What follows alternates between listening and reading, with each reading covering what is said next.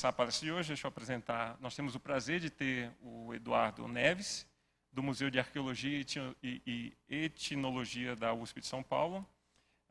Ele tem a sua formação em História, mas logo se enveredou para Antropologia e Arqueologia, com doutorado na Universidade de Indiana. O que me chama a atenção do currículo do Eduardo é que ele é um pesquisador muito ativo, com mais de 100 publicações, 27 mestrados e 15 doutorados já defendidos, e atualmente orienta 10 doutorandos. Como é que você consegue isso? Bom, é atual vice-diretor do Museu de Arqueologia e Etnologia e já foi presidente da Sociedade de Arqueologia Brasileira. Bom, hoje ele vai falar um pouco para a gente sobre a Amazônia. Eduardo, por favor. Muito obrigado, boa noite. Obrigado, o microfone, tá, né? Muito obrigado, José. Agradeço o convite para fazer essa palestra e é uma honra estar aqui, né? Gostaria de agradecer ao Instituto de Física pelo convite feito, em nome do professor José Oios. É um prazer estar aqui. E eu queria falar um pouco sobre os trabalhos que eu tenho realizado, essa coisa dos 10 orientandos, né? Eu vou apresentar resultados de projetos dos meus... A gente tem um grupo de pesquisadores, né? Então, parte desses resultados vem das minhas próprias reflexões sobre as pesquisas que nós temos feito, mas parte deles vem também dos trabalhos que esses orientandos, os alunos têm feito, que nós temos feito em parceria na região do sudoeste da Amazônia. Eu sou arqueólogo, é importante falar, a arqueologia tem uma coisa interessante, que durante muito tempo ela sofreu por estar situada numa situação meio híbrida, eu diria quase que esquizofrênica mesmo, entre as ciências sociais e as ciências naturais. Ela dividia com a geografia esse problema de identidade. Mas nos últimos anos ela tem passado por um momento que é muito interessante, que é o quê? Que é a incorporação de bons problemas de pesquisa que vem da boa teoria social, eu gosto de pensar dessa maneira, e também aplicação de técnicas e métodos analíticos que vêm das ciências naturais, né? Por exemplo, da química orgânica, microbiologia. Eu vou tentar mostrar um pouco como é que esse tipo da ecologia, como essa conjunção de conhecimentos tem nos ajudado a entender um pouco melhor o passado da Amazônia. Eu gosto de usar essa imagem aqui, eu sempre a utilizo porque ela é bastante interessante, eu acho que ela sintetiza em 2 imagens a mudança pela qual tem passado a arqueologia amazônica nos últimos anos. Isso aqui talvez seja um exemplo um pouco limite, um pouco exagerado, mas ele vale para nós como ponto de partida. Essa imagem ela vem da Amazônia Equatoriana e ela mostra uma região típica de fronteira que a gente vê por isso poderia ser no Brasil também, esse tipo de imagem. É uma região onde nós vemos uma parte dela coberta por florestas ainda, por bosques, mas nós vemos áreas de pastagens também, algumas fazendas, áreas de cultivo aqui para baixo. Essa região é uma região que ela tem passado por exploração pela indústria petrolífera nos últimos anos, e uma consequência disso é que tem sido feito sobrevoos com satélites, com imagens do tipo LIDAR ou LiDAR, que tem mostrado coisas muito interessantes.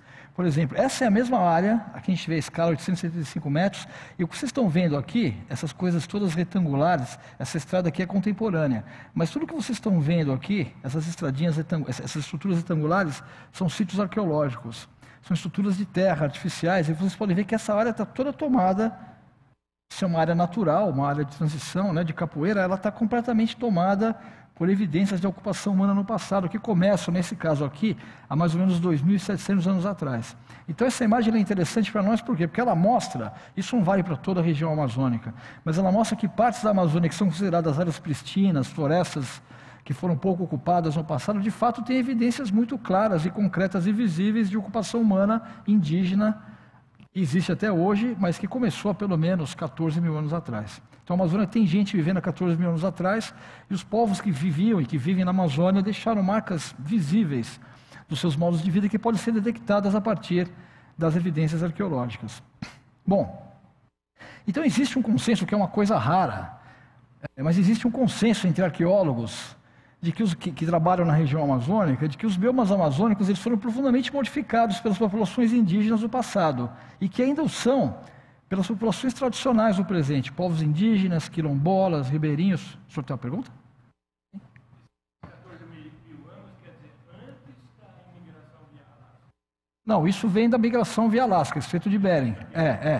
Isso é uma questão interessante, porque alguns dos sítios mais antigos das Américas estão na América do Sul, inclusive no sul da América do Sul. Mas a melhor hipótese ainda é a hipótese de uma ocupação inicial pelo Estreito de Bering. Os dados genéticos apontam, apesar de nós termos sítios mais antigos aqui, a gente tem sítios aqui no Piauí, no Mato Grosso, que tem datas de mais de 20 mil anos. Eu não vou falar sobre isso hoje, né?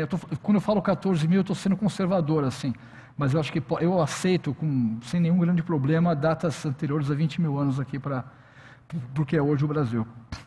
Bom, então existe um consenso de que esses biomas foram provavelmente modificados pelas populações indígenas do passado e também ainda são pelas populações tradicionais do presente, né? Indígenas, ribeirinhos, quilombolas que vivem, né, na região amazônica. E esses padrões de mudança, eles começam a ser mais visíveis. Eu não vou poder falar muito sobre isso hoje aqui, mas eles são mais visíveis, eles conseguem ser detectados com mais clareza no registro arqueológico a partir de 2.500 anos atrás, 500 antes de Cristo. A partir dessa época a gente começa a ver formação de solos antrópicos, construção de estruturas artificiais, aterros, canais por toda a região amazônica. Tem coisas mais antigas, vou falar sobre coisas mais antigas aqui em Rondônia, mas a partir de 500 anos de Cristo, por toda a bacia amazônica, esses sinais ficam mais visíveis. Mas será que uma questão que nós temos, saiu um artigo até essa semana agora que discute essa questão na revista Science, seria possível compreender quando esse processo de antropização ou de modificação de paisagem se iniciou? Será que ele é visível a partir de 2.500 anos atrás? Foi um processo repentino de mudança ou foi um processo cumulativo que começou antes disso? E a minha pesquisa, as pesquisas que eu tenho realizado, em parceria com meus colegas e meus alunos no sudoeste da Amazônia, tem tentado resolver essa pergunta. Quando é que esse processo de modificação, de construção de paisagem se iniciou? Esse período que a gente chama de Holoceno Médio, entre 8.200 e 4.200 anos atrás, por uma série de razões, talvez por questões climáticas, ele é um período ainda mal conhecido pela arqueologia da América do Sul em geral e da Amazônia em particular. Tem lugares que são bem conhecidos, mas em geral a gente não conhece muito bem. Mas tem duas regiões da bacia amazônica onde nós temos um registro de ocupação humana que atravessa esse Holoceno Médio, entre 8.200 e 4.200 anos atrás. Uma delas é o estuário, o Baixo Amazonas, desde a cidade de Santarém, aqui no Pará, até a foz do Rio Amazonas, incluindo partes da ilha de Marajó e do litoral do Pará. E a outra região é a região da bacia do Alto Madeira, sobre a qual eu vou falar hoje aqui, onde nós temos trabalhado nos últimos anos. No Alto Madeira, o Rio Madeira, que esse tributário importante do Rio, o maior afluente do Rio Amazonas, ele nasce na região andina e ele cai de uma altitude média de mais ou menos 6 mil metros. Até está falando sobre as barragens que foram construídas no Rio Madeira, né? Uma coisa é fazer uma barragem no Rio de Planalto, como são as barragens que a gente conhece aqui no Sudeste, mesmo Belo Monte, que é uma catástrofe sobre vários aspectos, mas nasce, o Rio Xingu vem do Planalto Central, o Rio Madeira nasce a mais ou menos 6 mil metros. Os rios que formam Madeira, Beni, Madre de Dios, Mamoré, nascem a mais ou menos 6 mil metros de altitude, caem na planície amazônica e correm em direção ao Brasil, formando a fronteira. Aqui está o Rio Mamoré, aqui está o Rio Beni, né? Aqui está Rondônia, Acre, aqui está a Bolívia, né? Esses rios, essa bacia do Rio Madeira, ela vem para cá e entra no território brasileiro, na fronteira de Rondônia, do Acre e da Bolívia. E esse rio, o Rio Madeira, essa foto eu tirei esse ano, estava no campo, ele é um rio muito caudaloso. Tem épocas do ano quando ele chega, quando ele encontra o Rio Amazonas, perto de Itacoatiara, no estado do Amazonas, o volume da água que ele traz é maior até do que o próprio Rio Amazonas. Ele é um rio que é muito caudaloso, tem uma carga sedimentar muito forte. E mais uma coisa interessante do Rio Madeira, se a gente for olhar para essa região, está aqui a bacia do... Não, o Rio Madeira está correndo por aqui, vou falar dessa região aqui especificamente. Esse mapa aqui é um mapa, cada cor aqui corresponde a uma família linguística de línguas indígenas faladas na região amazônica. Nós sabemos que a região amazônica tem uma diversidade linguística muito grande, uma das maiores do planeta. A variabilidade cultural que a gente pode inferir pelas línguas diferentes faladas na Amazônia, ela é muito grande. Cada cor aqui corresponde a uma família linguística diferente, não uma língua diferente, mas um grupo de línguas diferentes. Se a gente fosse colocar esse mapa na Europa, por exemplo, nós teremos duas cores, basicamente.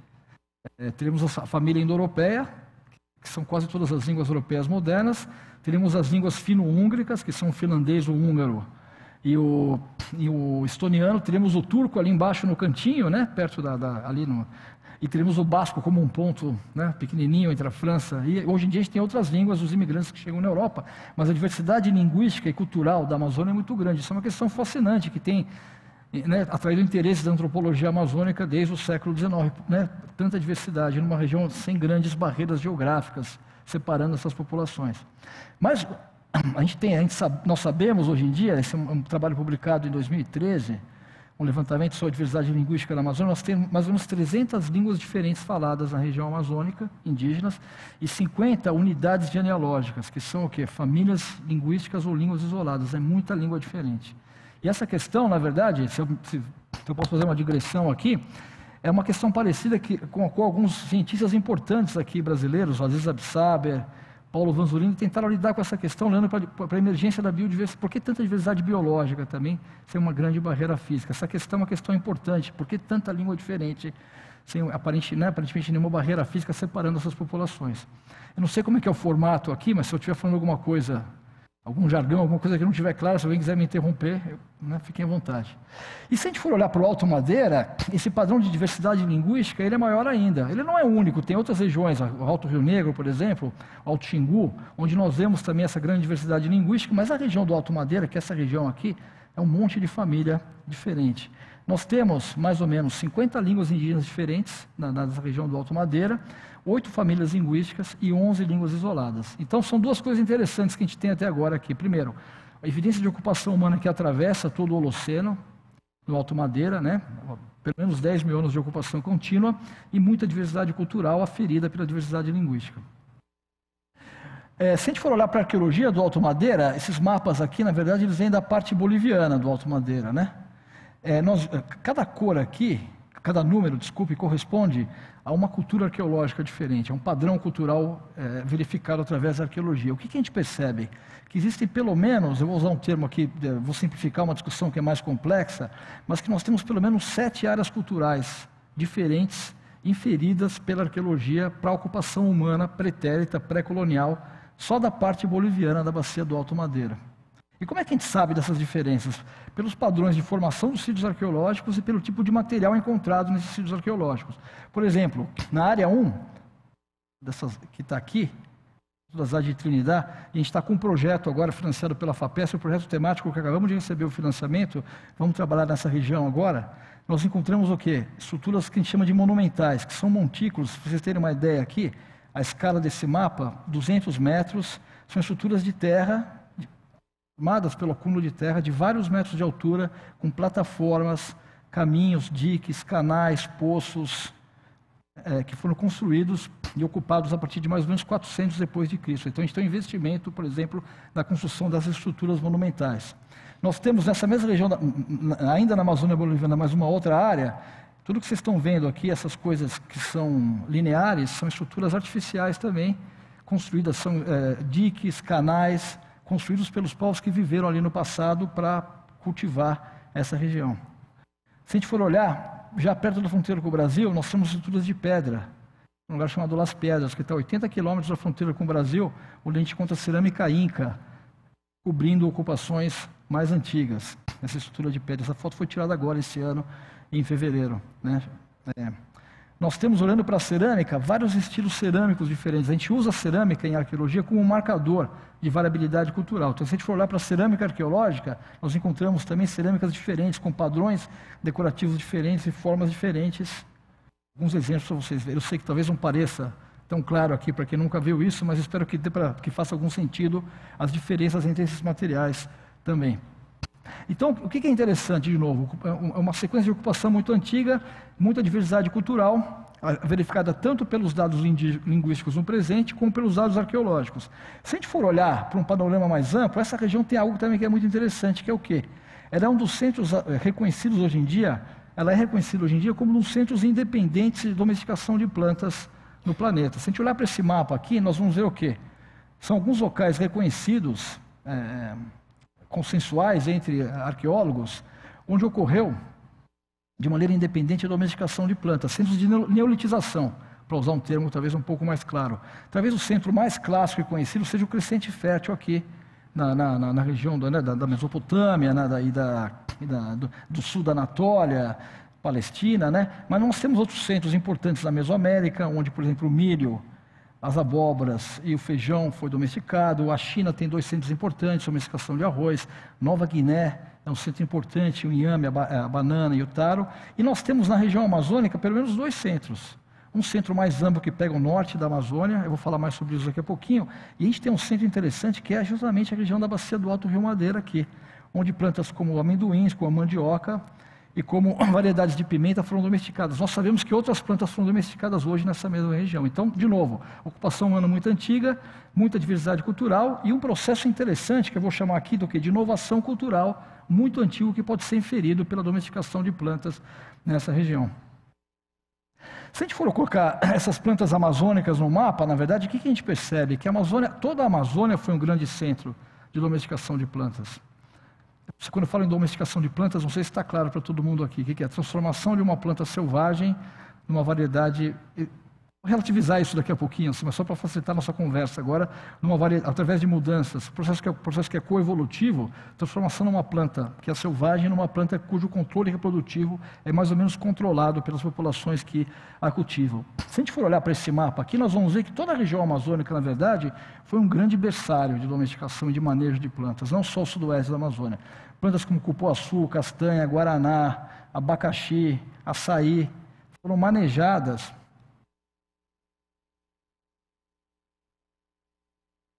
Claro. Como é que a gente data essas... porque eu vou falar um pouco sobre isso daqui a pouquinho, mas nós encontramos evidência... O que é a domesticação? Na verdade, eu estou apresentando esse conceito, mas eu vou problematizá-lo daqui a pouquinho, porque eu acho que ele não dá conta de tudo o que aconteceu na Amazônia no passado. Mas como é que a gente percebe que isso aconteceu? Olhando para mudanças fenotípicas, na forma, na aparência dos restos de plantas que a gente encontra no registro arqueológico. Então, se a gente percebe, por exemplo, que a semente está aumentando de tamanho, ou que tem mudança em algum tipo de variedade, né, na forma e no tamanho dessa variedade, nós inferimos que aquela planta está passando por um processo de manejo que pode estar associado à sua domesticação. E como a gente encontra isso em depósitos arqueológicos que a gente pode datar, a partir da idade desses depósitos, a gente tem uma ideia mais ou menos de quando esse processo estava ocorrendo.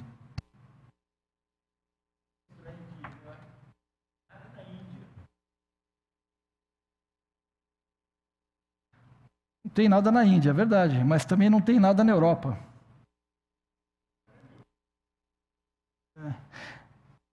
A gente não tem nada na Austrália também. Na verdade, não toda a Austrália, né? O sudeste da Austrália, por exemplo, é uma região que não é deserto, e o sudoeste também. Não sei te responder porque não tem nada na Índia. Mas se a gente olhar para esse mapa aqui, a gente vai perceber o quê? De novo, cacau, que é uma planta que foi depois levada para a Mesoamérica e cultivada, e que se tornou... isso é uma publicação recente que indica, até pouco tempo atrás, se considerava o cacau como uma planta de origem mesoamericana, mas nós sabemos hoje em dia que ele já era cultivado há mais ou menos pelo menos há 4 mil anos atrás, na Amazônia equatoriana. E se a gente olhar aqui para o sudoeste da Amazônia, para a bacia do Alto Madeira, mesmo num quadro grande, né, de manejo e domesticação de plantas, verificado por toda a bacia amazônica, a gente vai ver que tem algumas plantas importantes que foram inicialmente cultivadas ali. Talvez o melhor exemplo seja a mandioca, uma planta que hoje em dia é cultivada no mundo inteiro, mas as evidências mais antigas de cultivo estão... Na verdade, a gente tem evidências até mais antigas no litoral do Peru, mas as evidências genéticas e arqueológicas apontam para um centro de origem aqui no sudoeste da Amazônia. Nós temos o amendoim, o tabaco e a coca, que estão na periferia dessa região. A pupunha, que é a única palmeira que foi domesticada na Amazônia, e eu coloquei em vermelho aqui essas duas plantas, que são dois cereais, o milho e o arroz. A gente tem evidências arqueológicas agora de domesticação de arroz, a primeira evidência que a gente tem de domesticação de arroz nas Américas, para essa região do sudeste da Amazônia. E o milho, que é uma planta mesoamericana, veio lá do México, ele chega aqui há mais ou menos 6 mil anos atrás, é um trabalho que saiu recentemente também, nós temos evidências que mostram que ele passou por um processo adicional de seleção e modificação nessa mesma região. Não sei se está claro isso, quando eu falo domesticação, seleção, se não tiver. Então, de novo, tem muita coisa interessante acontecendo aqui no passado dessa região. E eu vou falar, e tentando resolver essa questão, eu trabalhei muitos anos na Amazônia Central, mas já faz mais ou menos uns 10 anos que eu tenho trabalhado no sudoeste da Amazônia, com um grupo de pessoas, de colegas, tentando resolver e lidar com esse problema. E vou falar de 2 áreas aqui, da área 1 e da área 2. Quais são as evidências que a gente tem encontrado até agora, que corroboram e fortalecem essas ideias que eu coloquei aqui para vocês. Fala primeiro da área 1 e depois da área 2. A área 1, aqui está o Rio Madeira, cidade de Porto Velho. Cada pontinho aqui corresponde a um sítio arqueológico. Vou falar de um sítio arqueológico em particular, localizado a montante de Porto Velho, aqui na bacia do Alto Madeira. Esse sítio se chama Teutônio. Ele está localizado junto a uma cachoeira, Rio Madeira, que não existe mais. O Rio Madeira é um rio que... a estrada de ferro Madeira-Mamoré, vou falar sobre ela daqui a pouquinho, né? Mas vocês conhecem essa história, imagina. Ela foi construída quando o Brasil anexou a Bolívia para fazer uma espécie de caminho ao Lago das Cachoeiras que dificultavam muito o transporte da borracha por essa região. Essas cachoeiras da Amazônia, isso é uma coisa que é muito conhecida no Alto Rio Negro, por exemplo, elas são muito piscosas. Tem muitas espécies de peixe que são endêmicas e vivem nesses locais, e durante as piracemas, as migrações, é muito fácil capturar peixe aqui nesses locais também. E por causa disso é comum se encontrar sítios arqueológicos em locais adjacentes às cachoeiras. Tem um sítio aqui também, chamado Santa Paula. Esse sítio Teutônio está localizado no alto de um barranco adjacente a essa cachoeira. Ele é um local onde nós temos um registro de... Bom, vou falar mais sobre ele daqui a pouquinho, mas esse local... Essa cachoeira era conhecida desde muito tempo atrás, mas na época da borracha, nós temos até obras de arte produzidas retratando a cachoeira do Teutônio. E por causa da piscosidade dela, tinha um festival de pesca ali. Se vocês colocarem no Google Cachoeira do Teutônio, vão ver um monte de imagem, armadilha de pesca. Tinha uma vila nesse local na beira do rio e muita gente vinha pescar na cachoeira. O que aconteceu?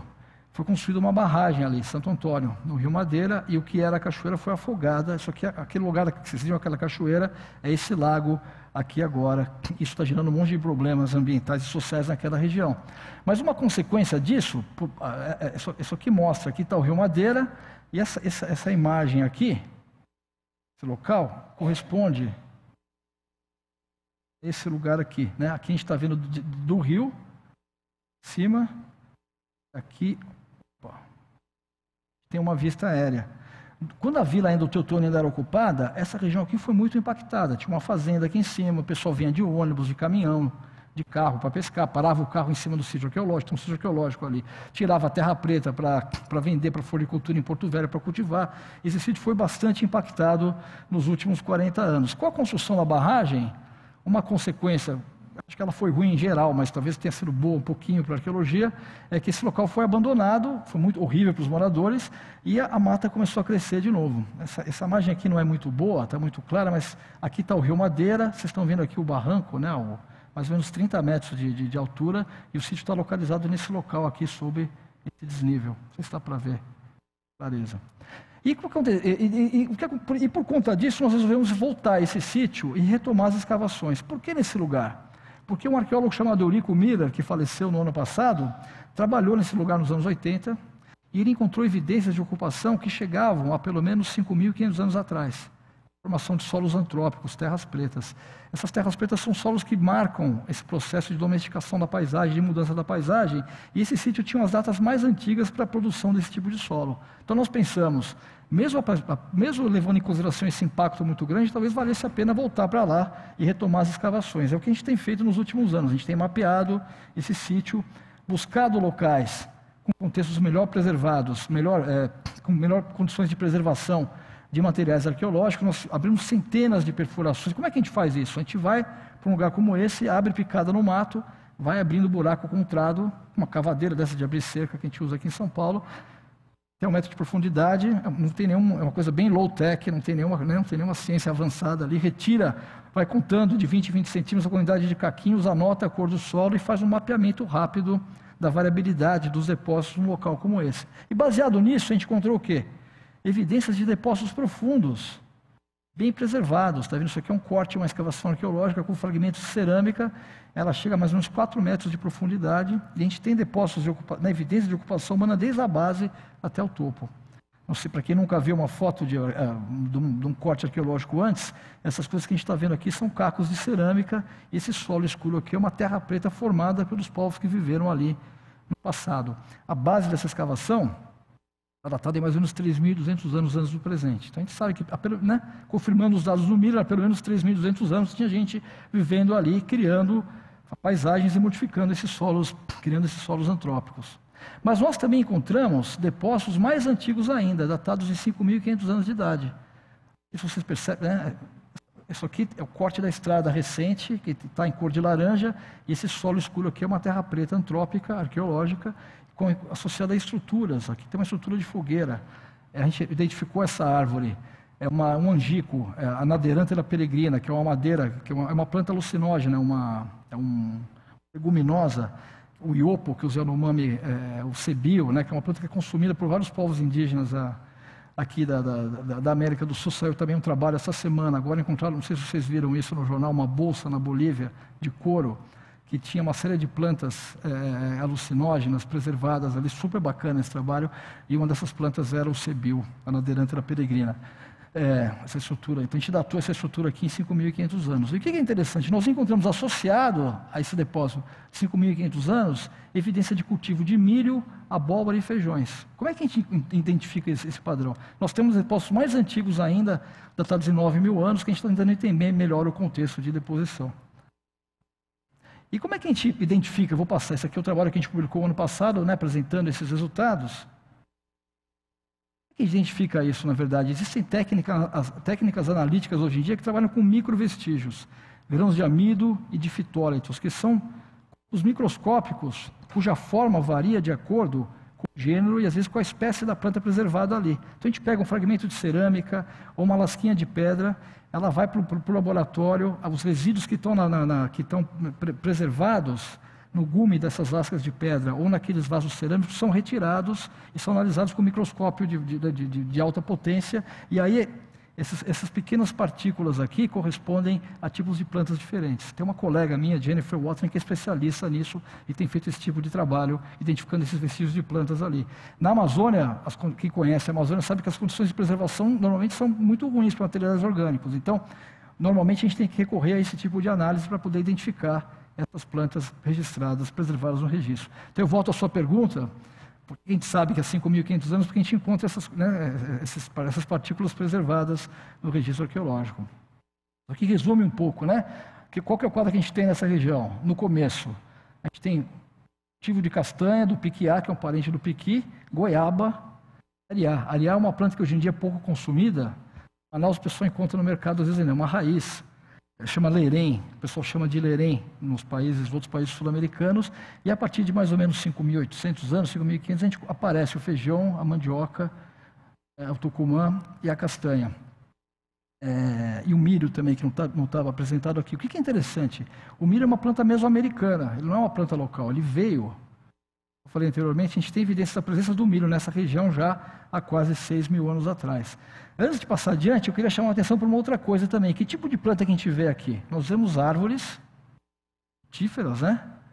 Por causa da goiaba, da castanha, do piquiá, e nós vemos raízes. A gente tem um padrão que combina plantas de ciclo longo, como são as árvores, que podem viver, uma castanheira pode viver alguns séculos, e de plantas de ciclo médio, que eu diria, né? Que pode ser cultivadas uma raiz durante alguns anos, né? Sucessivamente. Como é o caso da mandioca, por exemplo. Na verdade, a mandioca tem um parente selvagem da mandioca que cresce até hoje nessa região, que é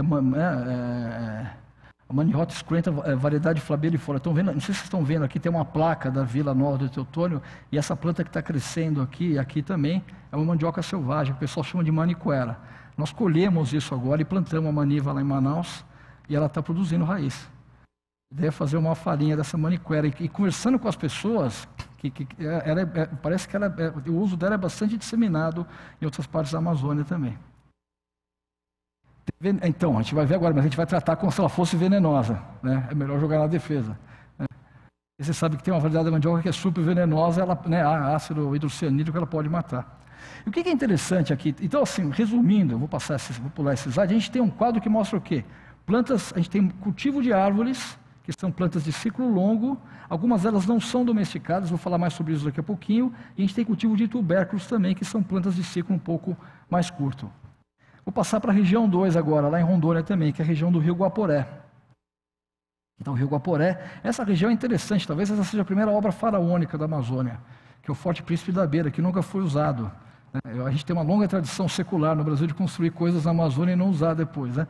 Essa talvez seja uma das mais antigas dela, 1776. um lugar impressionante, maravilhoso, na beira do rio Guaporé. Os espanhóis, nessa época, tinham várias missões jesuíticas do lado boliviano. O governo da coroa portuguesa, que na verdade ele teve um efeito psicológico importante, né? Ele deteve o avanço espanhol para o outro lado do rio Guaporé. Mas essa região do rio Guaporé, perdão, é uma região muito interessante arqueologicamente também. Aqui está o rio Guaporé, aqui está a Bolívia, aqui está o Brasil. Hoje em dia ele é ocupado por populações quilombolas, populações indígenas também. E nessa região nós encontramos um sítio arqueológico chamado Monte Castelo. Para quem é um pouco mais velho aqui, se lembra da Segunda Guerra Mundial, a Batalha de Monte Castelo, né? Esse sítio tem esse nome porque a gente tinha uma fazenda aqui que foi construída no alto do Sambaqui. A gente vou mostrar uma imagem, em homenagem à FEB. Essa fazenda, que era dos anos 50, foi chamada de Monte Castelo. Esse lugar está abandonado hoje em dia, mas também foi escavado esse mesmo sítio por esse mesmo arqueólogo chamado Miller, ao qual me referi anteriormente. E esse sítio, o que ele é? Ele é um sambaqui fluvial. Esse morrote que vocês estão vendo aqui é uma colina artificial, um sambaqui, ele foi construído artificialmente, está próximo a um afluente do rio Guaporé, que é o Rio Branco. A gente tem um canal antigo do Rio Branco passando aqui, e aqui está o sítio. Esse sítio é um sítio que é uma plataforma que tem mais ou menos 160 metros de comprimento e 6 metros de altura, e ele foi construído pelo acúmulo de conchas e terra. A gente sabe que ele foi construído artificialmente. Começou a ser construído há mais ou menos 7.000 anos atrás e foi ocupado de maneira mais ou menos contínua até mais ou menos 4.000 anos atrás. O que acontece? Por que esses sítios são interessantes para nós? Primeiro porque eles pegam essa faixa do Holoceno Médio, ao qual me referi no início da minha fala. Mas também porque a presença dos carbonatos das conchas neutralizam o pH do solo e favorece muito a preservação de material orgânico. Então, se a gente está procurando evidência de planta preservada, padrões de consumo, esse tipo de ambiente de preservação de materiais, ele é muito bom. E aí, algumas imagens das escavações que a gente tem realizado ali. Isso aqui é um perfil estratigráfico do sítio, com as várias camadas que o compõem, 7.000 até mais ou menos 4.000 anos atrás. E o que é interessante nesse sítio? A gente encontra produção de cerâmica, datas de mais de 4.000 anos, que são datas antigas para a América do Sul. A gente tem cerâmicas de 5.000 anos também, que eu não vou mostrar aqui, mas cerâmicas bastante elaboradas, já com datas de 4.000 anos, são datas interessantes. Mas a gente tem um padrão, falando sobre as plantas de novo aqui, e agora não são microvestígios, são macrovestígios também. Macrovestígios é um nome meio enganoso, porque são macros, mas são pequenininhos também. Nós encontramos o quê? O mesmo padrão que a gente vê na região lá do sítio Teutônio. A gente tem o cultivo de palmeiras, por exemplo, do gênero Astrocário, o Tucumã, é um familiar. Né? Nós temos ataleias, que são babaçu e outras palmeiras desse gênero, mas nós temos anonáceas, que são plantas como a fruta do conde, a pinha, a tirimóia, né? Que são frutas carnudas, mas nós temos abóboras também, temos mamão. Então a gente tem uma combinação, uma vez mais, um monte de planta, de árvores sendo cultivada ali. Essas árvores são super importantes, vou falar sobre isso daqui a pouquinho, e também plantas de ciclo curto. Mas a gente pode falar que a gente tem uma estratégia agrícola que seria o quê? Baseada na arboricultura. Quando a gente pensa em agricultura, o modelo clássico que a gente conhece é de cultivo na roça, na fazenda, geralmente planta de ciclo anual. O padrão que aparece arqueologicamente, ele inclui também plantas de ciclo curto e anual, como é o caso do arroz, por exemplo, que a gente encontrou evidência de domesticação ali, mas tem muita árvore, muita planta de ciclo longo. Isso é uma questão importante que eu vou querer explorar um pouquinho mais no resto dessa apresentação. Esse arroz ele ocorre naturalmente até hoje ali na região. Então, qual que é o sumário que a gente tem preliminar do sudoeste da Amazônia, pensando nas estratégias de manejo, de construção de paisagem, né? A gente tem domesticação de cultivares locais, como mandioca e abóboras, mas a gente tem a adoção e seleção posterior de cultivares exóticos, como o milho. A gente tem a domesticação e o abandono, isso é uma coisa interessante. O abandono é uma ideia que a gente tem, eu vou falar sobre isso no final também, de cultivares como o arroz. A gente tem um contexto de cultivo de plantas com e sem cerâmicas, a gente tem formação de solos antrópicos há 5.500 anos, atestando a criação de paisagens, mas, de novo, vou repetir o que eu falei anteriormente, a gente tem evidência de cultivo de plantas de ciclo curto, domesticadas, e plantas de ciclo longo, não domesticadas, que eu chamaria de agrofloresta. Então, o que eu quero, essa ideia de domesticação, eu usei ela no começo da minha fala, mas eu acho que esse conceito, talvez, ele não faça justiça e nos ajude a entender toda a variedade de formas de cultivo que nós verificamos no registro arqueológico do passado na região amazônica. E no resto da minha fala, eu vou tentar discutir e problematizar isso um pouco melhor, dando alguns exemplos do Acre, que está na mesma região. Mas antes de passar adiante, a foto eu tirei em Parintins. há uns anos atrás, lá no Amazonas. Quem olha para essa foto vê o quê? Vê um lugar sujo, né? Um quintal cheio de mato, né? Mas na verdade está cheio de planta importante sendo cultivada aqui. Tem abóbora, tem cebolinha, tem milho, tem mucajá, que é uma palmeira. Esse lugar aqui é um lugar que está sendo intensamente cultivado e intensivamente cultivado pelo pessoal que mora nele. Afinal, ele está em cima de um sítio arqueológico na beira de um lago de várzea do rio Amazonas. E no fundo dessa casa a gente tem o quê? Um castanhal novo. A gente sabe que uma castanheira, depois de plantada, ela precisa de luz. Muda de castanheira nos primeiros 5, 10 anos de vida dela, ela não pode estar no meio do mato, senão ela não vai crescer. Ela tem que ter exposição à luz solar. Mas depois que uma castanheira pega, se um raio não derrubar, se ela não for derrubada por uma motosserra, ela pode viver até 500 anos. A gente tem castanheiras datadas por carbono 14, na região lá de Oriximiná, no Pará, que tem datas de mais de 500 anos. Isso quer dizer o quê? Depois de plantado, um castanhal é uma concentração dessas árvores, que são um recurso super importante, permanente, que se incorpora à paisagem e tem uma vida útil que dura alguns séculos. Mas para que uma castanheira comece a produzir, ela tem que ter exposição à luz do sol. Então, existe um consenso entre pessoas que trabalham com esse tema. Muita gente acredita ou trabalha com a hipótese que a disseminação dos castanhais pela Amazônia se deveu à atividade humana no passado. Tem que ter intervenção humana para formar. O que é interessante aqui, de novo? A gente tem a árvore de círculo longo, que foi 4 anos atrás, 3. E a gente tem um monte de planta de círculo curto aqui, algumas são tubérculos. Então, esse padrão agroecológico, que eu acho que tem pelo menos 6.000 anos, até hoje, ele é um padrão que está presente entre as populações tradicionais ribeirinhas da Amazônia também. A gente não consegue enxergar isso, mas ele é uma maneira bastante antiga e resiliente, diria eu, de ocupar essa região. A professora Manuela Caldeiro da Cunha, uma das maiores antropólogas brasileiras, publicou um trabalho recentemente, onde ela chama a atenção para uma coisa interessante, que os povos indígenas da Amazônia contemporâneos, além de serem exímios cultivadores, têm um interesse muito grande em incentivar a produção de diversidade nas suas roças. Baseado na curiosidade, existe uma questão interessante que é estimular e produzir diversidade de plantas. Então a gente tem, por exemplo, mais de 100 variedades de mandioca no Alto Rio Negro, mais de 50 variedades de batata doce entre os caiapós, 50 tipos de fava, mais, né, entre os índios canela, muito amendoim entre os caiabi. Essa questão da produção, eu falei de diversidade cultural a partir das línguas, mas parece que existe um padrão interessante também, que acho que caracterize diferentes populações da Amazônia, que é o quê? Essa diversidade ela não é natural, ela resulta de um esforço consciente de produzir diversidade e diferença cultural e também diversidade de plantas cultivadas e manejadas no passado. E, na verdade, essa questão, se a gente for olhar, os trabalhos que têm sido feitos nos últimos anos, tentando entender a ideia dos padrões de cultivo entre populações contemporâneas da Amazônia, mostra que a maioria das plantas que são cultivadas na Amazônia, 70% das plantas que foram domesticadas, que são cultivadas na Amazônia, são árvores, são arbustos perenes.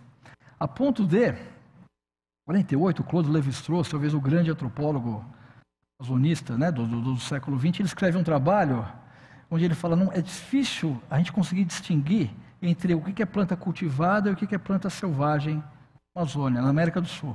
E existem muitos estágios intermediários entre a utilização das plantas na sua condição selvagem e no seu cultivo pleno. Eu acho que até hoje a gente consegue entender isso direito, e a consequência disso é desastrosa para nós no Brasil, porque isso vira essa incapacidade, essa dificuldade de entender o que é selvagem e o que não é, ou de trabalhar com a ideia de noção de estágio intermediário, vira política pública com consequências muito ruins para quem vive na Amazônia, mesmo para quem não vive lá também. E por que tantas árvores, então, no registro arqueológico? O que é interessante? Por que tantas árvores que são cultivadas e não foram domesticadas? Né? A gente sabe que muitas das árvores nativas cultivadas no Brasil, elas não foram domesticadas, isso é, não foram modificadas geneticamente de ancestrais selvagens. O que eu estou dizendo aqui? Que a gente tem um padrão de cultivo de planta selvagem. Quando a gente pensa em agricultura, pensa em cultivo de planta domesticada, modificada, revolução neolítica. Mas na Amazônia a gente tem uma coisa diferente. As plantas que, tecnicamente falando, são selvagens, né, muitas delas árvores, têm um papel muito importante na construção desses sistemas agrobiológicos. E por que tanta planta selvagem sendo cultivada hoje em dia? Por que essas plantas são tão boas para cultivar, que elas não precisam ser mais domesticadas a ponto de poderem ser utilizadas? É provável que isso ocorra parcialmente, porque a fauna extinta do Pleistoceno tenha realizado um trabalho prévio de seleção dessas plantas pressionando para atributos como o tamanho dos frutos. Vou tentar explicar isso um pouco melhor aqui. Isso aqui. Posteriormente, os povos indígenas continuaram e aprimoraram esse processo de seleção e manejo. Se a gente olhar, tem um professor aqui da Unesp de Rio Claro, da Ecologia, Mauro Galetti, não sei se ele já falou aqui num evento desse. Ele tem um trabalho maravilhoso. O que está acontecendo? A megafauna, a gente teve um processo grande, vou voltar aqui, né? No final do Pleistoceno, a partir de mais ou menos uns 12, 13 mil anos atrás, a gente teve um processo muito grande de extinção de megafauna aqui na América do Sul. Se vocês olharem para esse mapa aqui, o que tem em verde, o que é megafauna? É animal que tem mais de 1.000 quilos. Se a gente olhar para esse mapa aqui, tudo que está em preto é megafauna que desapareceu, e o que está em verde é megafauna que existe ainda. Se a gente comparar, na África, por exemplo, tem muita megafauna que existe até hoje. Pouca megafauna desapareceu. Na Eurásia, praticamente pouco também. Aqui na América do Sul e na Oceania, houve uma perda muito grande de megafauna. Na América do Sul, deixa eu olhar para esse dado aqui, vou explicar esse significado aqui, mas esse vermelho quer dizer que é uma perda muito grande de megafauna que aconteceu na transição do Pleistoceno para o Holoceno. Bom, o que é interessante? Alguns ecólogos trabalham com o conceito de planta de megafauna. O que são frutas da megafauna? São frutas que são muito grandes hoje em dia e que nenhum animal que vive nas regiões consegue transplantar sementes. A ideia de fruta da megafauna veio de um ecólogo norte-americano chamado Daniel Jensen, que trabalha na Costa Rica e estava olhando para o abacate um dia. Já foi os anos 70. Ele falou, que bicho hoje em dia engole um abacate, vai cagar o caroço, né? Posso falar isso tudo lá na frente. Nenhum animal faz isso a não ser a nossa própria espécie. E o Mauro Galetti, o grupo dele aqui da Unesp de Rio Claro, começou a procurar e viu que existem várias plantas hoje em dia, importantes aqui no Brasil, cuja o processo de dispersão resulta o quê? Da intervenção humana, pelo menos parcialmente. E essas frutas são chamadas de frutas do tipo megafauna. Por exemplo, o marolinho, o baculito cerrado, o genipapo, o babaçu, croada, que eu não conheço, o jatobá, moela de mutum, cupuaçu. Várias dessas árvores que são manejadas e consumidas por nós hoje em dia e foram pelos povos indígenas no passado, são frutas da megafauna. Elas são selecionadas anteriormente durante o Pleistoceno pela megafauna. A gente tem uma herança maravilhosa que foi legada a nós pelos grandes animais que viveram aqui e desapareceram a partir de mais ou menos 10 mil anos atrás. Uma outra coisa interessante ainda sobre árvores aqui. Aqui é um levantamento feito em 2013. Cada ponto aqui corresponde a um levantamento florístico de árvores, de populações de árvores feitas na região amazônica. O que a gente tem em amarelo são levantamentos feitos em áreas de terra firme, e o que a gente tem em azul aqui são levantamentos feitos em áreas alagadas. Então, eles pegaram uma base de dados imensa, aqueles artigos que tem 60, 80 autores, pegaram uma base de dados imensa, juntaram numa mesma plataforma para responder a seguinte pergunta: quantas árvores existem na Amazônia? Quais são as espécies mais comuns de árvores na Amazônia? E a resposta deles foi 390 bilhões de árvores na Amazônia, com 16 mil espécies. É muita árvore, muita espécie, mas um resultado que é muito interessante. Desse mundaréu de espécies, 16 mil, só 227, portanto 1,4% dessas 16 mil espécies, totalizam quase a metade de todas as árvores. Quer dizer o quê? Tem muita espécie diferente, mas tem um número pequeno de espécies que é hiperrepresentado, que está superrepresentado no registro. E esse padrão foi chamado por eles de padrão de hiperdominância. Quer dizer, algumas espécies de árvores da Amazônia são espécies hiperdominantes. E quais são essas árvores? 6 espécies, se a gente pegar das 10 espécies mais abundantes de árvores, elas são palmeiras. E 6 dessas 10 são palmeiras úteis. Por exemplo, a espécie mais comum, a árvore mais comum em toda a bacia amazônica é o açaí do mato. Em 6º lugar está o açaí do Pará, que a gente bebe, é um produto de exportação. A gente, vende para o mundo inteiro, movimenta a economia do Pará. O pachubão, que é matéria-prima importante para fazer casa. O patauá, que dá para fazer um vinho que é bebido como um açaí. A paxiúba, que é matéria-prima também para material de construção. E o murumuru, que é uma palmeira importante também. Então, das 10 espécies de árvores mais comuns da Amazônia, 6 são espécies super úteis, consumidas pelas populações tradicionais indígenas contemporâneas, e uma delas é um produto de exportação no Brasil. As plantas são selvagens. Quer dizer o quê, na minha opinião? Que esse padrão de manejo e criação de paisagem, isso aqui reflete um padrão de manejo indígena antigo e criação de paisagens e seleção para a predominância desse tipo de espécie no registro ecológico contemporâneo. Se a gente for olhar, aqui são as 10 mais, né?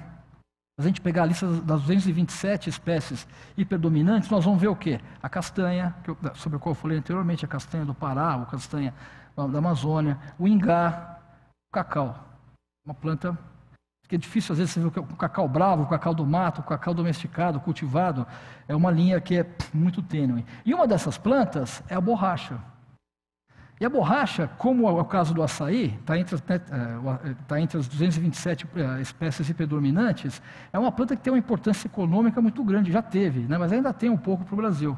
Mas no final do século XIX e no começo do século XX, a borracha movimentava a economia do Brasil e a economia da Amazônia. E uma consequência disso, com consequências desastrosas para os povos indígenas que viviam na região, mas também gerando muita riqueza, né? O Teatro Amazonas, o Teatro da Paz, tudo isso vem dessa coisa movimentada pela economia da borracha. E uma região onde tem muita borracha até hoje, fechando essa volta toda aqui, é o Alto Madeira.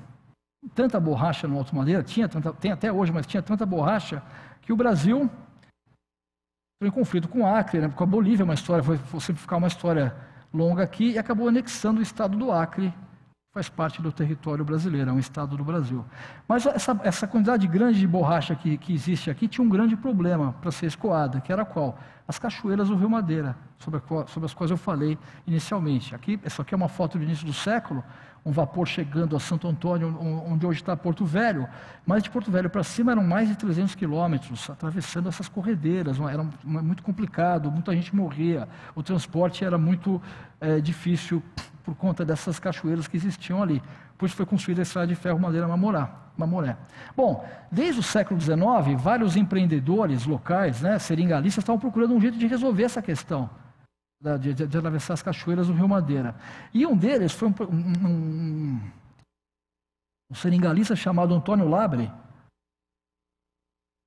fundou a cidade de Lábrea, nas margens do rio Purus, aqui no Amazonas, e que tentou encontrar um caminho por terra que tirasse essa borracha dos rios, da parte boliviana do Rio Madeira, até a bacia do Rio Acre e Rio Purus, saindo pelo Rio Purus, em direção ao Rio Amazonas. E o que ele fez aqui, o coronel Antônio Labre? Ele pagou do próprio bolso uma expedição, ele desceu o Rio Purus, ele subiu o Rio Madeira, ele veio até aqui e montou uma expedição procurando um caminho para atravessar a pé essa região, afluentes do Rio Madeira até a região do Rio Purus.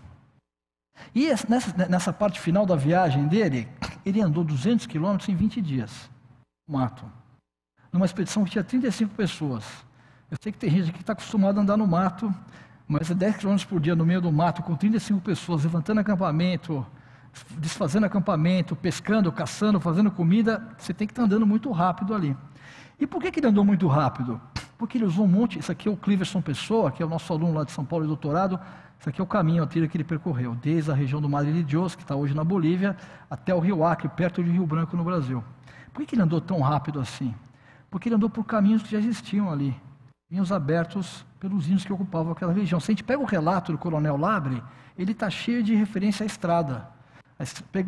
Ao meio-dia deixamos a estrada Araúna, caminho, né? Pernambuçal, a oeste. Tomamos a estrada Guaraia. Dessa Maloca Deserto, seguimos pela Cunamari, passando em caminho lugares de povoações antiquíssimas, muitas encruzilhadas e estradas. Seguimos por uma estrada boa e bem cultivada. Isso que eu peguei do trecho dele. Toda a viagem dele, o relator está... Ele fala de estradas aqui, não é uma rodovia pavimentada com pista dupla, mas são caminhos abertos que permitiam deslocamento rápido. Ele tinha guias que conheciam a região e que permitiam o quê? Que ele andasse por essa rede de caminhos com relativa facilidade. Bom, o que é interessante dessa região? Aqui está a Bolívia de novo, aqui está o Brasil. O Acre, matado, Bolívia, vias de ser desmatada, mas ainda menos desmatada do que o lado brasileiro. A gente vê claramente a divisa do Brasil com a Bolívia. Ele andou por esse trecho aqui, o coronel Labre. Aqui está o Rio Madre de Dios, uma parte no meio do mato, hoje coberta por mata, e outra parte em dia desmatada. O que tem acontecido no Acre nos últimos anos? O desmatamento tem revelado centenas de sítios arqueológicos. Uma região, se a gente olhar nos anos 70 não tinha terra indígena no Acre. O Estado brasileiro não tinha povos indígenas no Acre. Se a gente ler o Euclides da Cunha, quando ele sobe o Rio Purus, em 1908, ele fala, não tem ninguém aqui, esse lugar é um lugar esquecido, a margem da história é o nome da publicação póstuma dele. Se a gente olhar para a arqueologia, a gente percebe o quê? Que essa região era densamente ocupada no passado. E que essas estradas que ele utilizou, elas provavelmente, a gente consegue encontrar um pedaço delas até hoje nos sítios arqueológicos da região. Esses são os sítios que a gente encontra lá no Acre, chamados de geoglifos, né? Estruturas de terras circulares, quadrangulares, aterros, né, com mais de uma vala. Aqui não dá para ver, tem uma estrada que vem por aqui, eu vou mostrar mais estradas para vocês. Aqui dá para ver bem, tá vendo? Tem uma estrada aqui, tem uma estrada que foi reutilizada depois, posteriormente. Esse lugar, que era coberto por floresta, porque tinha muita seringueira até mais ou menos 40 anos atrás, é um lugar que está cheio de evidências de ocupação humana, claramente de 2.500 anos antes do presente, até o século XIX, na verdade, até a época da borracha. Tinha muita gente vivendo ali, povos indígenas diferentes vivendo nessa região. E era por isso que o Coronel Labre conseguiu andar 200 quilômetros em 20 dias, porque tinha um monte de gente vivendo ali, abrindo o caminho, mantendo esses caminhos abertos. Essa ideia de floresta desocupada, ela não se sustenta. E a gente tem trabalhado num desses sítios, está vendo? Tem uma estrada aqui, isso aqui é um sítio arqueológico. Esses montículos são montículos artificiais. Aqui a gente tem uma praça central, havia montículos aqui também, eles foram destruídos pelo proprietário. E essa estrada, por que a gente foi trabalhar ali? Porque quando fizeram uma linha de transmissão, essa linha de transmissão aqui, essa torre foi colocada ao lado dessa estrada. E o Ministério Público, quando recebeu o relatório, a equipe de arqueologia falou, olha, isso aqui não pode, é sítio arqueológico. Teve um debate, né? A equipe de arqueólogos que trabalhou ali anteriormente disse que essa estrada não poderia ser uma estrada de índio, porque era uma estrada reta. Índio não faz caminho reto, devia ser caminho de colono, portanto não era patrimônio arqueológico. Aí deu uma baita confusão, a gente foi ali, fomos para Campos, cavamos o sítio, e a gente mostrou que essa estrada é antiga, ela data do século XII, depois de Cristo, né? Aqui a gente consegue ver o mesmo sítio, essas estradas, está vendo que tem uma aqui, tem uma aqui, tem uma aqui. Nossas escavações ali, né, a gente percebeu que esse sítio tem camadas, não sei se vocês conseguem ver, aqui a gente tem camadas de ocupação aqui mais escuras e camadas de construção mais claras, uma coisa muito sutil, são várias camadas de ocupação e construção, dá para ver um pouco melhor aqui, aqui tem uma, ocupação, construção, ocupação, construção, ocupação, ocupação, construção. A gente tem na base do montículo duas fogueiras, estão vendo que tem duas estruturas aqui, são duas fogueiras que eles fizeram antes de construir o montículo. Um monte de carvão, a gente está estudando isso agora. Tem uma base e depois a construção. Não sei se está claro isso, se dá para ver com clareza. Bom, está aqui a reconstrução das camadas, mas o que a gente sabe? Que esses sítios eram ocupados desde o século XI até o século XVII depois de Cristo. Portanto, essa mata, nessa região que era coberta por floresta no século XIX, quando o Coronel Labre foi por ali, tem evidências de ocupação quase que contemporâneas à presença dele ali. E a gente tem estudado as plantas representadas no registro desses sítios também. E qual que é o padrão que aparece? É mais ou menos o mesmo padrão. Tem maracujá, quinopódio, tem milho, tem castanha, tem o tucumã, outros tipos de palmeiras. É a mesma combinação de plantas de ciclo longo. Esse padrão que eu chamei de agroecológico, a gente vê também representado nesses sítios do Acre. Sem se esquecer que é uma região onde tem muita borracha, que é uma das plantas hiperdominantes que a gente vê na bacia amazônica. Estou chegando no final da minha apresentação. Nós temos mapeado algumas dessas estradas, que são pequenos mapas, aqui estão sítios arqueológicos, e essas linhas aqui correspondem a algumas dessas estradas. A gente foi para Campo ano passado, a imagem dessas é um sítio diferente. Vocês estão vendo que tem várias estradas aqui? Então nós achamos que essas estradas, a gente tem uma parte desses caminhos, a gente não tem os caminhos inteiros ainda, corresponde aos mesmos caminhos que o Coronel Labre percorreu durante a viagem dele, há mais ou menos 100 anos, mais de 100 anos atrás. Tem um trabalho recente feito por uma colega, já falei dela aqui, da Jennifer Watling, ela trabalhou nessa mesma região. Se vocês olharem para esse mapa aqui, o que vocês veem em laranja, né, para esses gráficos, em laranja é bambu, o que é em roxo é palmeira. A vegetação natural dessa região são matas de bambu. E o que ela percebeu? Que durante os eventos de ocupação humana, está vendo quando diminui o laranja aqui, aumenta o roxo, por exemplo, nesse caso aqui, ela fez vários cortes, escavações arqueológicas fora dos sítios, coletou material arqueobotânico e quantificou a presença desses elementos no registro arqueológico. O que ela percebeu? Que quando diminui, por exemplo, em muitos casos, quando diminuiu o bambu, aumentava a quantidade de palmeiras. Vê isso aqui, a gente vê isso aqui também. E depois o bambu cresce de novo, ele desaparece, diminui no final, por quê? Por causa do desmatamento. O que ela propõe aqui? aconteceu o quê? No Acre, uma aparente substituição de matas de bambu, matas de palmeira, durante as ocupações associadas às estruturas de terra iniciadas há mais ou menos 2.500 anos atrás. Qual que é a consequência disso? Conversão de um tipo de floresta, num outro tipo de floresta. Eles estavam convertendo uma floresta que tinha muito bambu numa floresta onde tinha muita palmeira. O que a gente está fazendo hoje em dia? Está cortando floresta em pastagem e outras coisas. Na nossa ideia de ocupação de floresta que a gente tem, quando a gente ocupa uma floresta, a gente tem que destruir aquela floresta para formar, né? Até hoje, aqui em São Paulo, a gente vai formar um terreno. Como é que a gente forma um terreno? Derruba tudo e planta calipe na beirada e está formado, planta um pomarzinho atrás da casa e formou. Como é que eles formavam terrenos nessa época? Eles convertiam um tipo de floresta em outro tipo de floresta, em matas de bambu, em matas de palmeiras. Uma coisa interessante. E se a gente olhar de novo para o relato do Coronel Labra, a gente vai ver o quê? Ele falava sobre isso, né, que a floresta é povoada de palmeiras, as margens do Madeira na parte encachoeirada, muita seringa, cacau e castanha, a cacau silvestres, muita castanha, cumaru. O texto dele, eu peguei o Coronel Labra porque ele é um cara que andou por essa região e me interessa por essa questão dos caminhos. Mas se a gente pegar outros cronistas também, que passaram pela Amazônia no século XIX, início do século XX, desde o final do século XVIII, a gente vai ver muita referência a palmeira e a plantas e a árvores economicamente importantes. Então, o que quer dizer tudo isso para chegar no final dessa apresentação? Tentando dar um sentido para o que eu falei aqui.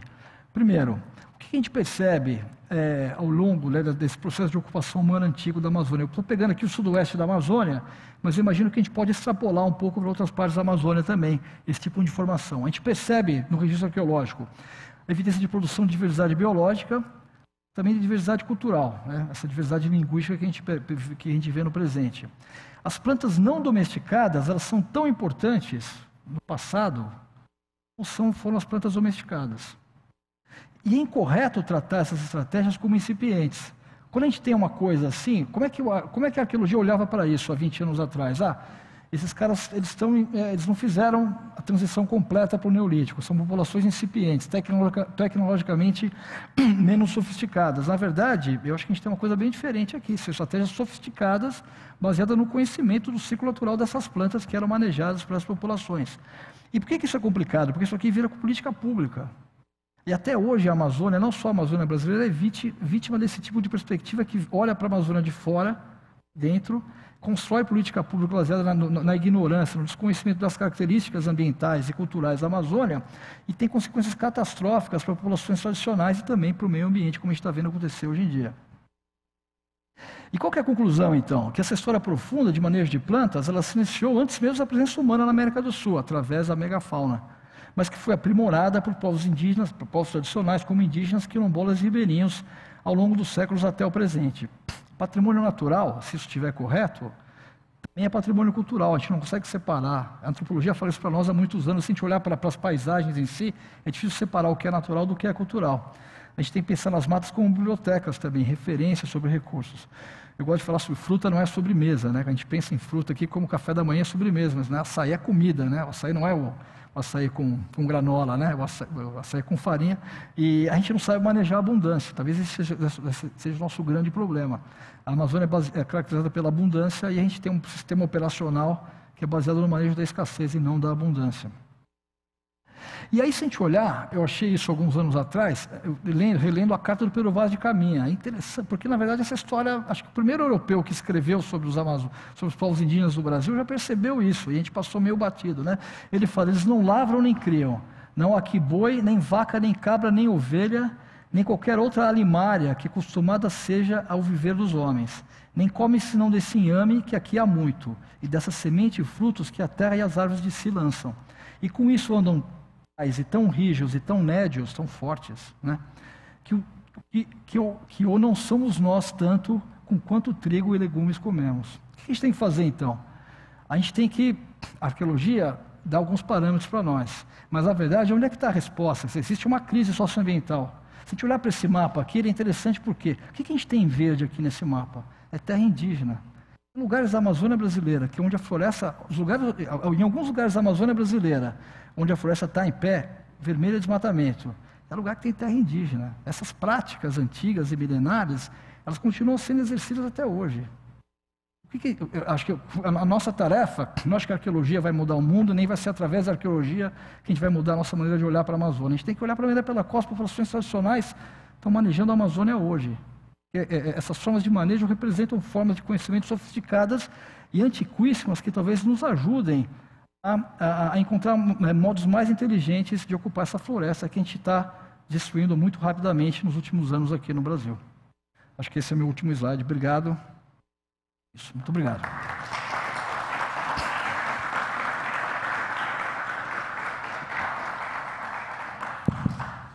Muito obrigado, Eduardo. Está iniciada a sessão de perguntas, comentários, reclamações.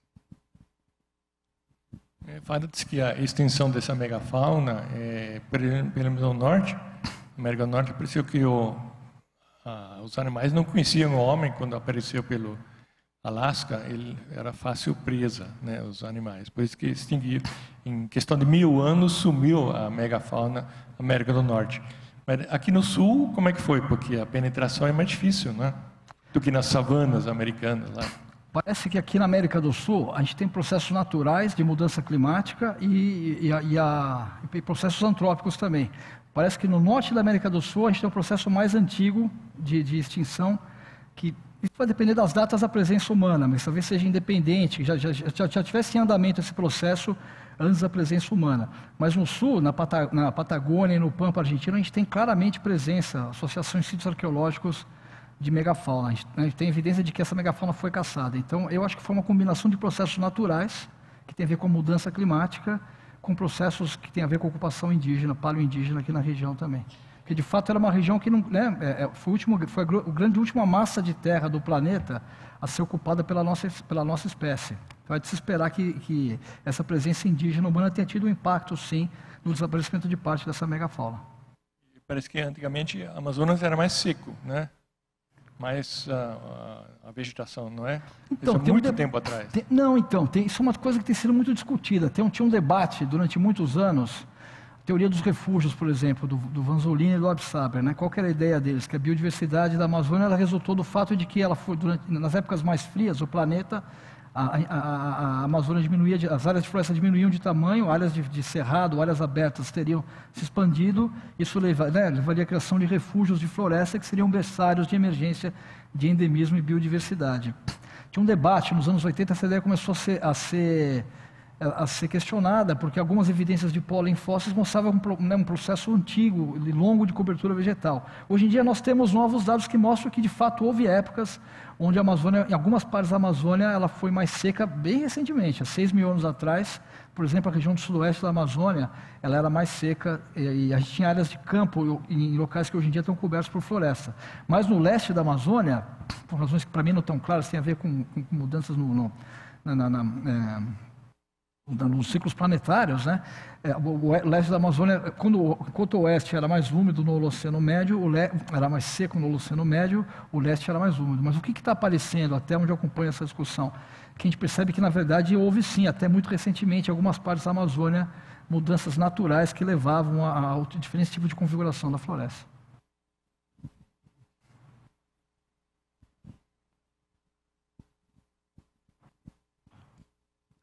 Obrigado pela sua fala, muito interessante.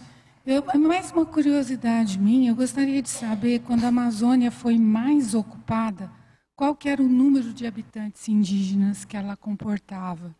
Porque a floresta estava preservada, né, antes da colonização. Eu gostaria de saber, vocês têm uma estimativa dessa população indígena que ocupava a Amazônia?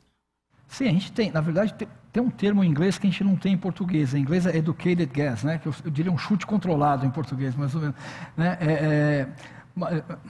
O número com o qual você trabalha é mais ou menos 8 milhões de pessoas no século XVI, né? 1492. Saiu um artigo, não sei se foi esse ano ou ano passado, muito interessante, que está gerando uma discussão bacana. Assim, alguns autores, são 2 geógrafos ingleses, que eles associam a pequena idade do gelo. Sabe que no final da Idade Média, no começo da Idade Moderna, o clima era um pouco mais frio, na Europa, no mundo, na verdade, do que ele é hoje em dia, a conhecida pequena idade do gelo. E alguns autores dizem que essa pequena idade do gelo resulta do quê? Da dizimação das populações indígenas que viviam no Novo Mundo, Estão produzindo carvão, gases de efeito estufa, num outro nível de intensidade. A gente tem um decréscimo demográfico muito grande, muito drástico. Essa produção de gases de efeito estufa ela diminui resultante do desmatamento, e uma consequência disso é uma alteração no clima do planeta, que resultaria nessa pequenidade do gelo, que teve um efeito que não foi apenas local, mas que foi global. É uma hipótese bastante polêmica, mas ela é interessante por quê? Porque ela mostra que, na verdade, tem uma discussão que está acontecendo agora, talvez você esteja acompanhando, imagino que sim, certamente, sobre se a gente está vivendo numa nova época geológica, que seria o antropoceno, né? E uma parte desse debate é saber quando começou esse antropoceno. Foi agora, recentemente, na primeira detonação de uma bomba nuclear, né, nos anos 40, foi com a Revolução Industrial. Se esses dados estiverem corretos, eles estão mostrando que existe uma influência humana muito forte, regulando o clima do planeta, mesmo desde antes da Revolução Industrial. E se isso estiver correto também, indica que o quê? Que a população do Novo Mundo em geral, e da Amazônia em particular, ela era muito maior do que a gente imagina no momento. Se essa ideia de redes desses caminhos, né, uma parte desses caminhos eram redes de troca, né? Até hoje a gente vê populações indígenas vão se visitar, circulação de mercadorias, de pessoas, né?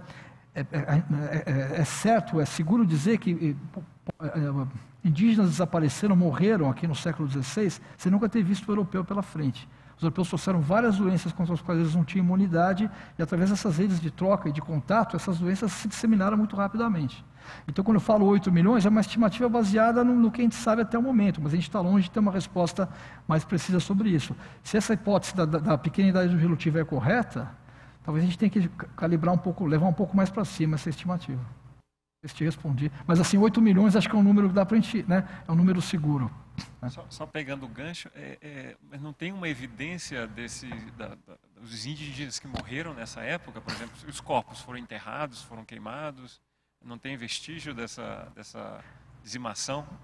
Então, aqui a gente tem alguns cemitérios com evidências, né, em outros lugares da América do Sul e da América do Norte, não aqui na região amazônica. A gente tem muita literatura, assim, a gente tem relativamente muita literatura escrita. Por exemplo, no século XVII, em Belém do Pará, houve várias epidemias de varíola. Estão documentadas pelos cronistas que já viviam em Belém de 1616, já viviam ali. É de esperar que o quê? Quando essas epidemias acontecem, na verdade isso está acontecendo agora com os Yanomami, né? Não é que parou de acontecer, né? Está acontecendo agora, nesse momento, uma epidemia de sarampo, né? Lá em Roraima e na Venezuela, a situação, malária também, quer dizer, essas coisas não é que elas começaram a acontecer, a gente superou esse problema, esse processo está acontecendo até agora. Quando ele acontece, imagina o impacto que isso tinha. Nas populações, às vezes não tinha nem tempo de enterrar direito. A gente tem práticas também de tratamento dos mortos que não levam ao sepultamento, mas a gente tem outras, né, nem do canibalismo, tem a cremação. Então, eu não conheço. A gente tem cemitérios escavados, não falei sobre isso aqui, com datas anteriores à conquista, mas até onde eu sei, a gente não tem nenhum cemitério datado dos séculos XVI e XVII. Na verdade, essa época é uma das épocas mais interessantes e menos conhecidas da arqueologia da Amazônia, porque a gente começa, no século XVIII a gente já tem registro histórico, até o século XVI a gente tem mais ou menos uma ideia muito vaga pela arqueologia, mas os primeiros 2 séculos da colonização europeia são muito mal conhecidos.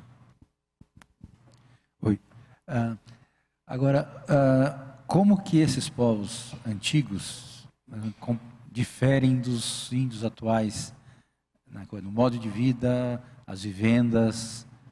Como é que era? Vocês têm informação sobre isso ou não? Olha, até tem colegas antropólogos aqui que podem me ajudar a responder isso aqui. Eu acho que nos últimos anos as mudanças são muito notáveis, né, nos modos de vida das populações tradicionais, não só da Amazônia, de diferentes partes do Brasil. Mas eu acho que não vejo muita diferença, assim. Por exemplo, tem coisas, a construção das estruturas monumentais na Bolívia, né, que a gente quer entender melhor. A gente não vê mais isso acontecer hoje em dia. Então, por que acontecia antes? A gente fala, tem um debate entre nós, assim, por essas grandes aldeias das quais nós falamos, arqueólogos, a gente não vê correspondente. Até vemos hoje em dia o Areté, por exemplo, onde, né, o Geraldo André, que está aqui, trabalhou lá no Alto Rio Negro, na região do Alto Solimões, mas eu acho que basicamente existem mais semelhanças do que diferenças. A gente tem algumas diferenças de moda, mas são modos de vida que, a meu ver, são bastante parecidos. A introdução do machado de metal, por exemplo, deve ter tido um impacto muito grande. Por quê? Porque os padrões quando a gente pensa numa roça tradicional, Hoje em dia é uma roça de coivara, né? Aquele tipo de roça de toco, assim. Tem um padrão de itinerância. O cara derruba a mata, faz a roça, cultiva durante 2, 3 anos, depois abre uma roça de novo, porque tem, né, muita erva daninha, começa a crescer a capoeira. Com machado de pedra, essa relação era outra. Não dá para você abrir uma roça e falar, não, ano que vem eu abro outra. Abrir uma roça com machado de pedra é uma outra operação logística, intelectual, né? Esse formato de roça quadrada, que a gente acha que é tradicional hoje em dia, provavelmente... Certamente, eu diria, no passado as roças tinham uma forma meio ameboide, elas eram amorfas, digamos assim. O que contribuía para que essa distinção entre o mundo da natureza e o mundo da cultura fosse mais tênue ainda. Então, é claro que houve mudanças resultantes da conquista, o impacto das doenças, todo mundo aceita a hipótese de que ele foi muito forte, mas eu também acho que não são mudanças tão... Eu não creio que sejam mudanças tão drásticas assim de falar de diferenças fundamentais entre populações indígenas contemporâneas e populações indígenas colombianas ou antigas. Te respondo. Uma vez eu li uma coisa ali que estava falando que esses padrões de ocupação, que tem caminhos, tudo isso que você falou, parece que era um padrão, era uma coisa que acontecia não só ali no sudoeste da Amazônia, que você explorou, mas vai até a Ilha de Marajó, até o litoral, a costa atlântica, e que havia contato entre todos esses povos e que eles trocavam técnicas e sementes e essas coisas todas, e que havia toda uma rede gigantesca. E que isso é uma coisa também que a gente desconhece, assim, a gente, que eu digo, leigos, réis mortais, assim, e que...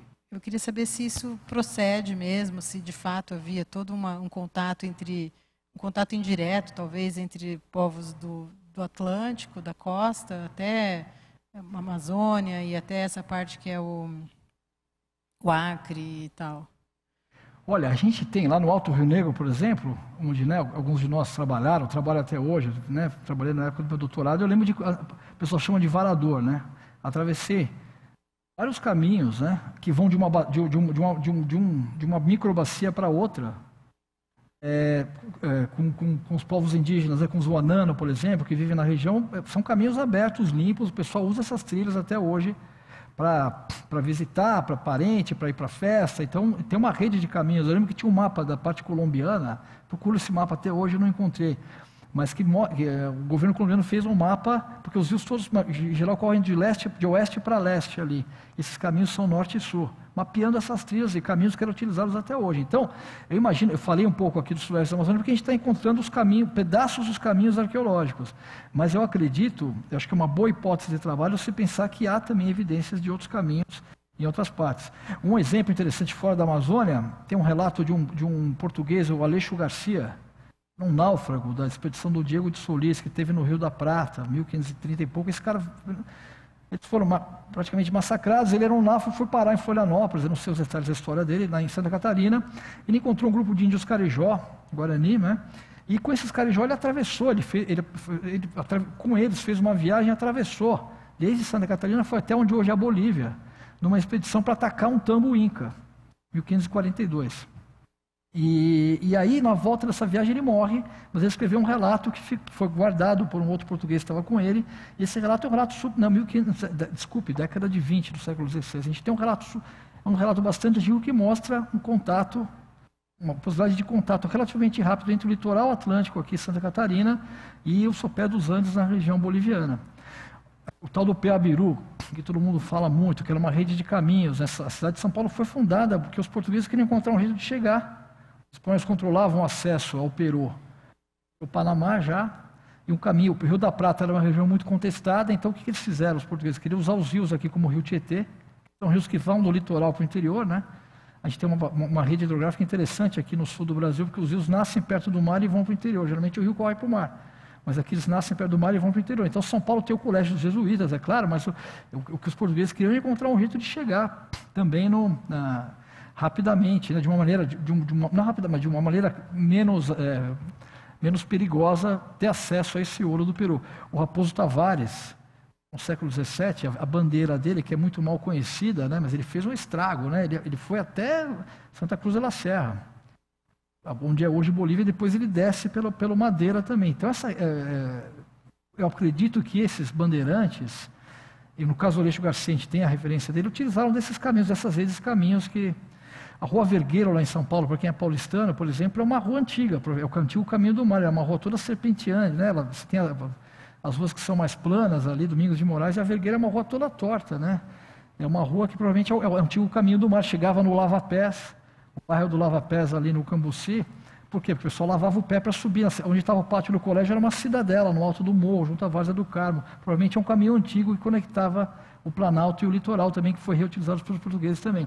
Então eu imagino, para tentar ser mais sucinto, assim, que essa rede, assim, porque a gente está vendo isso no Acre, tem esse relato, mas se a gente pegar o Koch Gruminger, por exemplo, que é um alemão que andou pelo Alto Rio Negro, ele usou muito essas trilhas esvaradores também, e a vantagem que a gente tem no Alto Rio Negro é que eles são usados até hoje, eles são mantidos abertos porque as populações atravessam.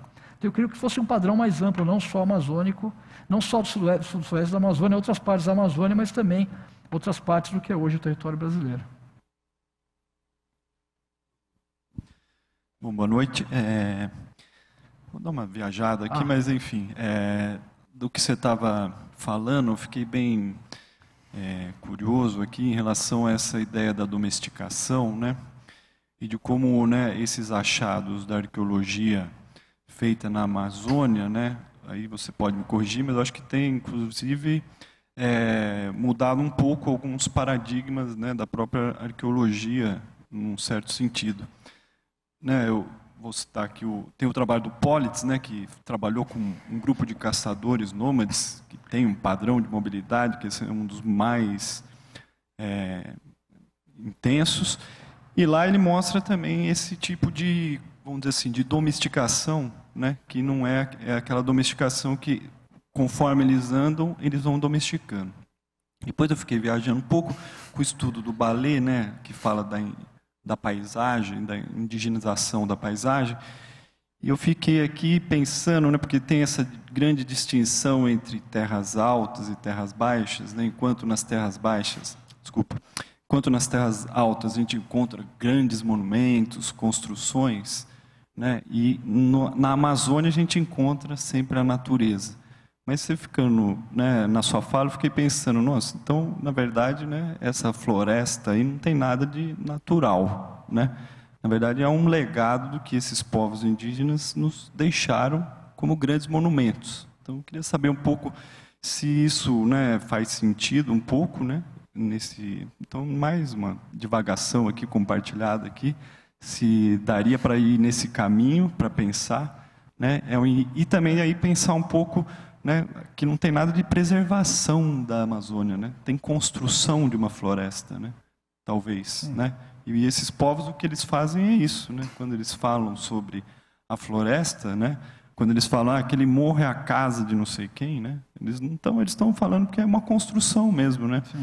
De séculos e milênios, né? Que a gente só consegue enxergar como a paisagem, que a natureza, e é isso aí, essas coisas de pegar fruta, ser coletor, né? É como se a natureza, ele pega da natureza.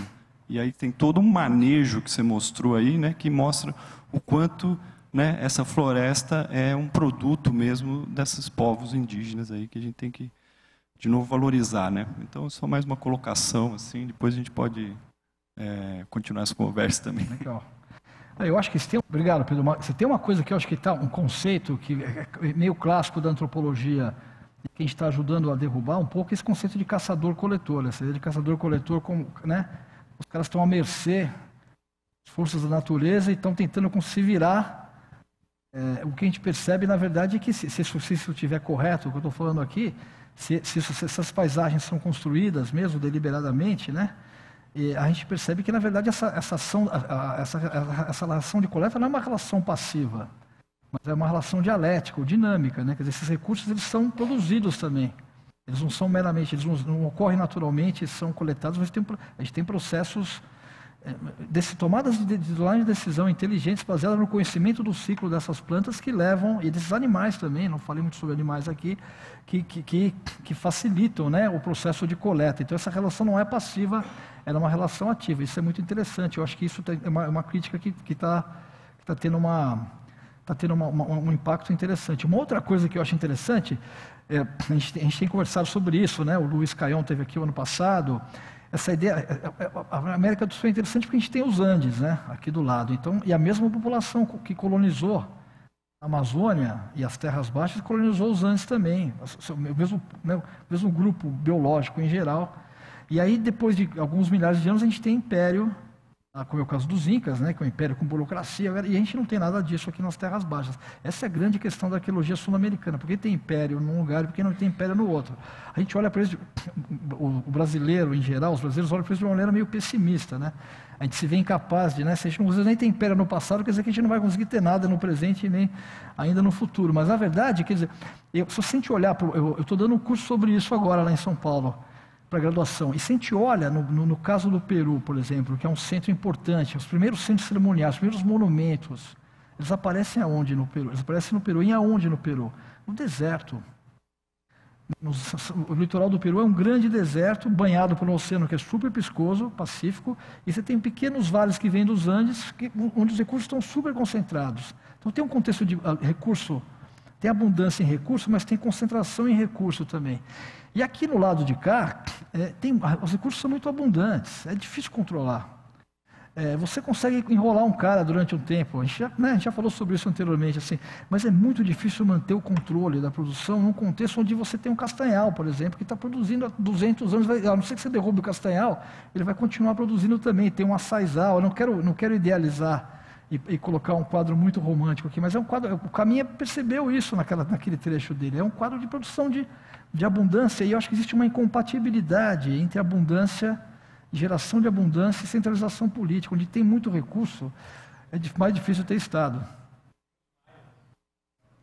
Sim, mas os maias, encontrar água na Zona Maia não é uma coisa tão fácil assim, né? Você tem poucos rios ali. É uma região que, de fato, é uma região de floresta, mas é uma região kárstica. Você tem alguns lagos, você tem poucos rios, como é o caso da região amazônica. Eu não estou dizendo que isso seja uma regra universal, mas se você pegar a área maia, é uma área relativamente pequena, a dimensão geográfica da Zona Maia, você comparar com a região amazônica, a Amazônia é muito maior. Então, eu não estou dizendo que isso seja uma regra universal, mas acho que no caso amazônico, as dimensões continentais são 8 milhões de quilômetros quadrados.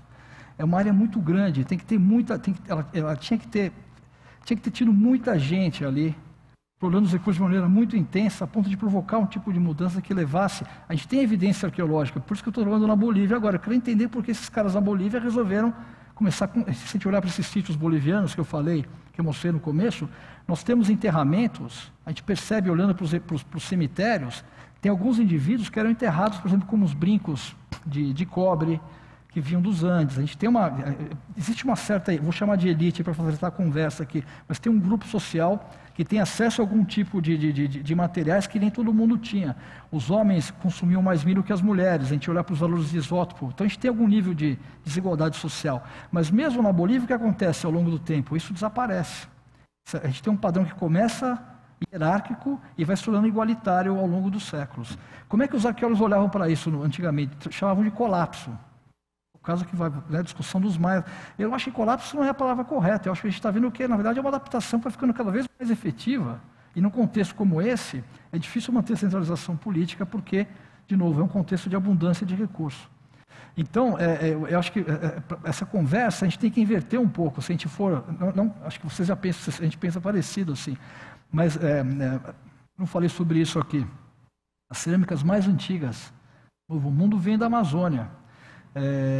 No litoral do Peru, esses lugares onde, né, esses centros cerimoniais aparecem, várias das plantas que são cultivadas ali têm origem amazônica também. Não é um centro de domesticação de planta. Então, na verdade, a arqueologia mostra para a gente que não existe nenhuma limitação intelectual por parte das populações que viviam aqui, produzir inovação, digamos assim. Pelo contrário, o que aparece, na verdade, acho que é uma manifestação concreta de não querer, de evitar que essa centralização política tenha se constituído e se reproduzido. A questão, para mim, nem tanto a constituição, mas a reprodução definida, a constituição de estados num contexto como esse aqui. Então, acho que uma chave para isso, não é a única, mas uma maneira de explorar melhor isso, talvez é lidar com uma oposição, digamos assim, entre a abundância de um lado e concentração ou escassez do outro.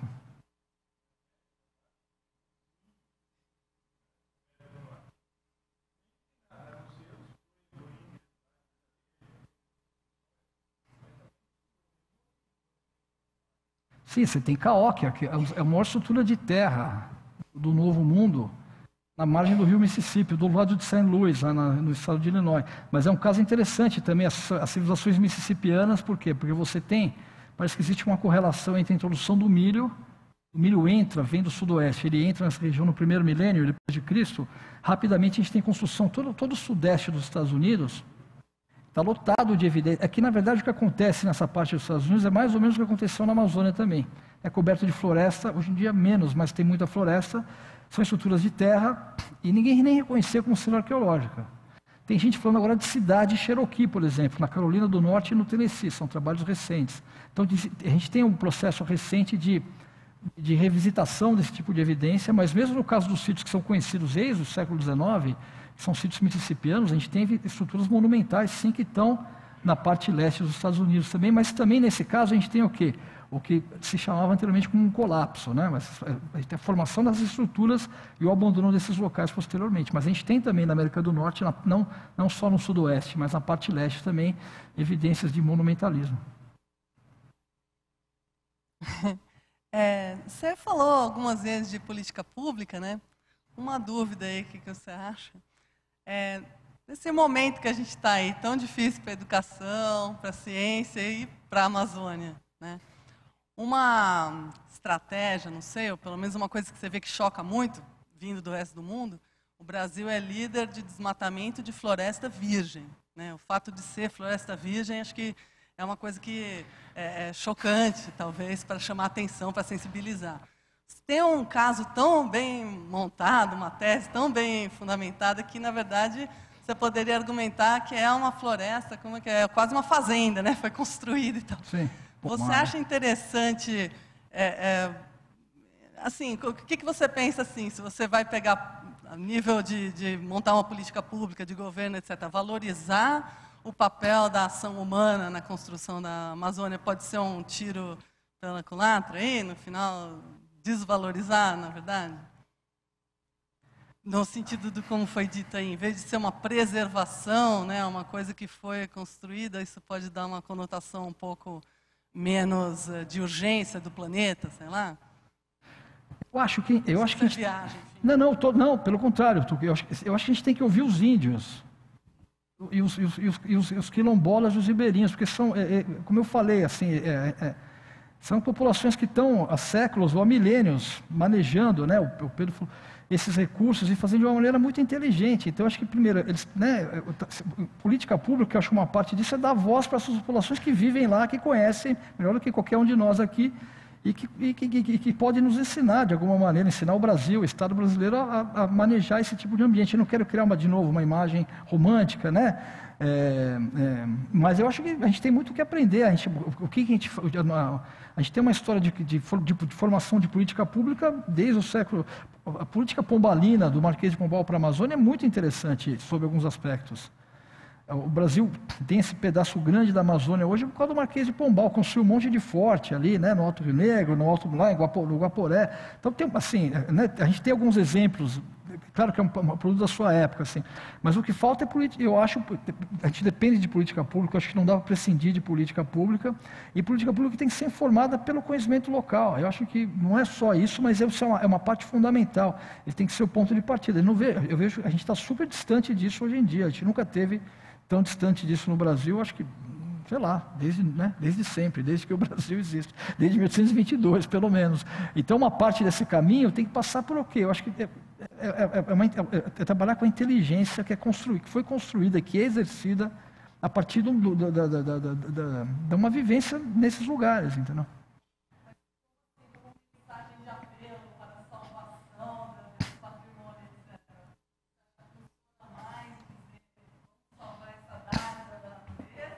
Entendi.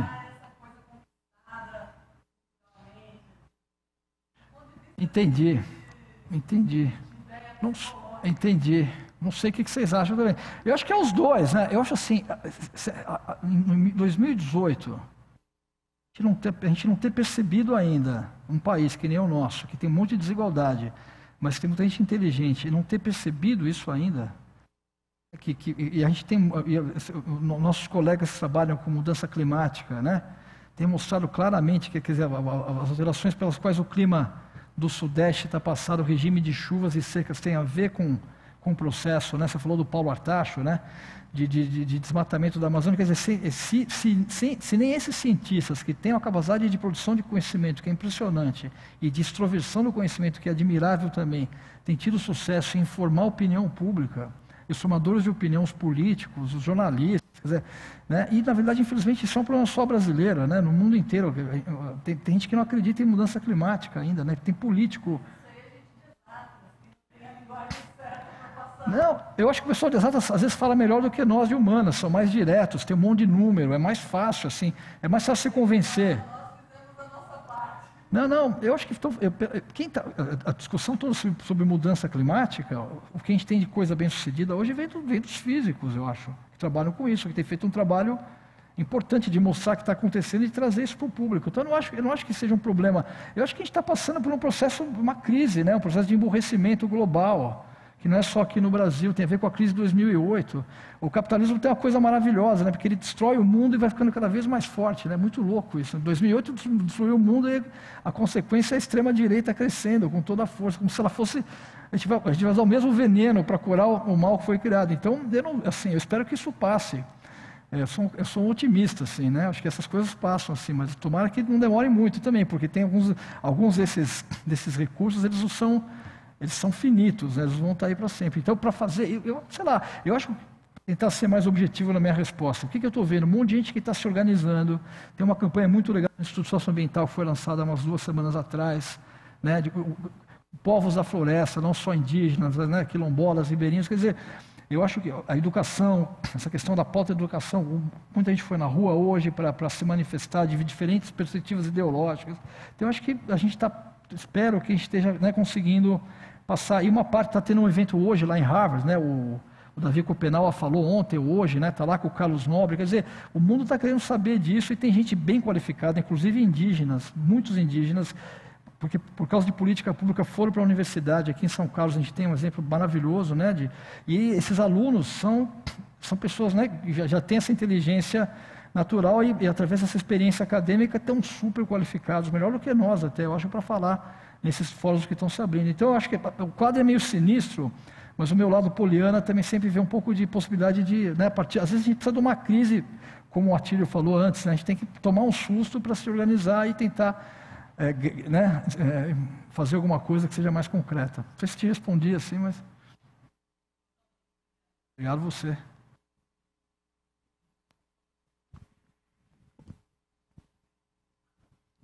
Eduardo, uma curiosidade aqui.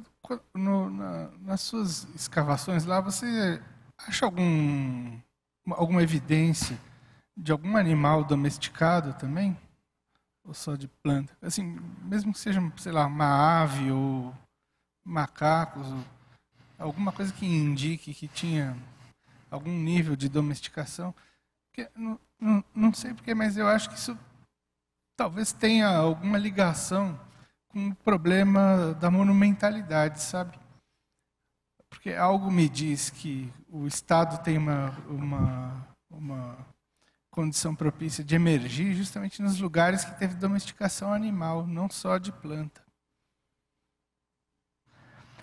É interessante essa pergunta, Piero. Também é uma questão, né? Tem um monte de medalhão da etnologia da Amazônia passou por essa questão em algum momento e deu um palpite sobre ela, né? A gente não tem, por exemplo, lá na Bolívia, esses sítios monumentais da Bolívia, por exemplo. Eu não fiz esse trabalho, mas um grupo de arqueólogos alemães e bolivianos, mas a gente vai trabalhar juntos agora. Eles têm dados muito interessantes. Por exemplo, tem um tipo de pato, que é aquele pato da Amazônia, né, que é o ancestral do pato no Tucupi, e a gente encontra, por exemplo, em algumas material ósseo, restos de ossos desses patos, e numa das patas a gente tem uma deformaçãozinha, e essa deformação, eles acham que está associada ao processo de amarrar, manter em cativeiro. E esses patos, por causa dos isótopos de carbono que são extraídos do colágeno dos ossos, a gente sabe que eles comiam mais milho que as mulheres, por exemplo. Os homens comiam mais milho, depois esses patos, depois as mulheres. Então a gente tem um processo. É uma sacanagem. Nem tudo era rosa, nem maravilhoso. Então esse processo é domesticação. A gente não sei se é domesticação, mas a gente tem um processo de manejo intensivo, de aprisionamento e de alimentação desses patos, né? Por exemplo, nesse contexto da Bolívia. Nós cavamos um sítio uma vez lá no Amazonas, que era um fosso grande e tinha uma ossada de peixe-boi. Qual que é a hipótese da gente? Que talvez ele tenha sido colocado ali quando era, né, pequeno ainda, né, naquela piscinona e depois morreu ali, né? É uma boa hipótese. Se a gente olhar para os relatos dos colonistas europeus, séculos XVI e XVII, eles falam de fosso para a criação de tracajá, tartaruga. Então a gente tem evidência de manejo animal, mas a gente não tem de domesticação. E por que eu acho que a gente não tem de domesticação? Acho que uma razão, eu acho que um ponto de partida é uma hipótese que é mais ou menos biológica, porque teve muita extinção, teve muito animal potencialmente domesticável que não estava mais aqui, né? Geralmente os animais domesticados são animais que são gregários, que andam em grupo, têm uma estrutura mais ou menos piramidal, né? Não sempre herbívoros, mas não sempre. Quer dizer, existe um número de pré-condições que não são exclusivas, mas que são mais ou menos recorrentes no caso de categorias de animais que são potencialmente domesticáveis. E aqui esses animais, que animal anda em bando na Amazônia? O porco do mato. Mas quem vai se meter com uma vara de porco do mato, né? Ninguém sabe quando passa, tem um comportamento muito imprevisível, né? A maioria dos animais terrestres da Amazônia são solitários. Então, onde é que está uma boa parte dessa fauna? Está na copa das árvores. Então, acho que tem uma questão que é biológica, ecológica, que de partida coloca uma espécie de limitação. Mas, acho que isso não explica tudo também, porque nós sabemos, Felipe, né, colega de vocês, tem escrito muito sobre isso. É muito comum animais trazidos como animais domésticos, né, que vivem, né, que participam da vida doméstica, eles não são mortos, não são comidos, animais que poderiam ser comidos, que acabam não sendo. Então, existe uma questão que é cultural, que é ideológica, digamos assim também, que está associada a essa ausência da domesticação. Essa ideia da domesticação, eu nunca tinha pensado nisso, da domesticação e animais, da emergência de estados, domesticação de animais, nunca tinha pensado nisso, e é uma ideia interessante, porque de fato as evidências que a gente tem de animais domésticos aqui na América do Sul estão nos locais onde a gente tem estados. Mas na Mesoamérica, estou pensando em voz alta contigo agora, na Mesoamérica, né, Teotihuacan é uma grande cidade, né? Talvez a maior cidade, né? Tenochtitlan depois era uma cidade grande, uma cidade do México, né? Poucos animais domésticos na Mesoamérica também. Então, acho que é um caminho para ser explorado, mas pensando em voz alta aqui, não sei, acho que tem que pensar com um pouco mais de calma, mas talvez não seja uma correlação tão positiva assim também. Porque esse padrão de domesticação de animais, ele não é sul-americano, ele vale para o continente americano inteiro, né? Te respondi, mas... Num dos slides aí você definiu a agrofloresta como um cultivo de longo prazo, né?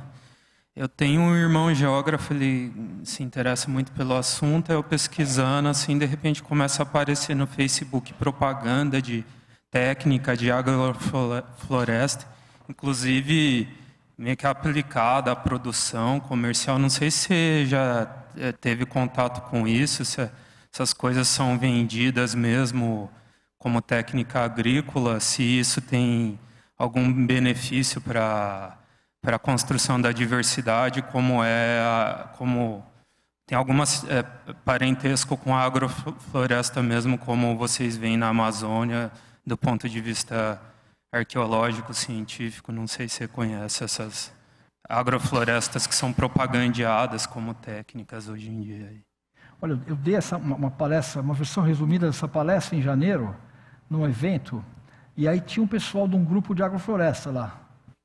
E aí eles entraram em contato comigo e eles têm um grupo de WhatsApp e me incluíram nesse grupo. E geralmente eu apago, discussão de WhatsApp, depois de uma semana eu apago, mas esse grupo de WhatsApp de agrofloresta eu não apaguei até hoje, porque tem tanta imagem, tanta foto legal, tanta discussão interessante, tem muita gente. E eu, perto desses caras, sou um teórico, assim, né? Eu estou chamando de agrofloresta, olhando... Pensando numa pergunta que a Tuca fez, né? Quando a gente olha para aqueles microvestígios, né, e associa a plantas cultivadas, a gente tem que ter uma coleção de referência. A gente pega, por exemplo, a mandioca, vai lá, rala a mandioca, extrai os grãos de amido da mandioca, monta uma coleção de referência e olha para aqueles grãos de amido microscópicos, que tem várias formas diferentes, e identifica os que são parecidos com as plantas que a gente conhece. Bom, a Jennifer Watney, que é quem faz esse trabalho, que foi uma pós-doc no meu laboratório, ela tem uma bolsa de jovem pesquisadora agora, ela consegue identificar menos de 10% das plantas que a gente encontra. Quer dizer o quê? Quer dizer que tem planta ali que não estava sendo consumida, mas tem um monte de planta que estava sendo consumida sobre a qual a gente não tem a menor ideia. A gente não sabe nem qual que é a referência de cultivo contemporânea. Por exemplo, tem um colega da gente, o Gilton Mendes dos Santos, que é professor da Universidade Federal do Amazonas, tem feito um trabalho muito bacana no Rio Purus, que é uma batata lá chamada batata mariá. Uma batata... desculpe. É uma batata imensa, ela pode ter 200 quilos. Selvagem, não é? E ele começou a ir atrás, conversar. Bom, todo mundo está achando essa batata mairá por todo mundo comia batata mairá.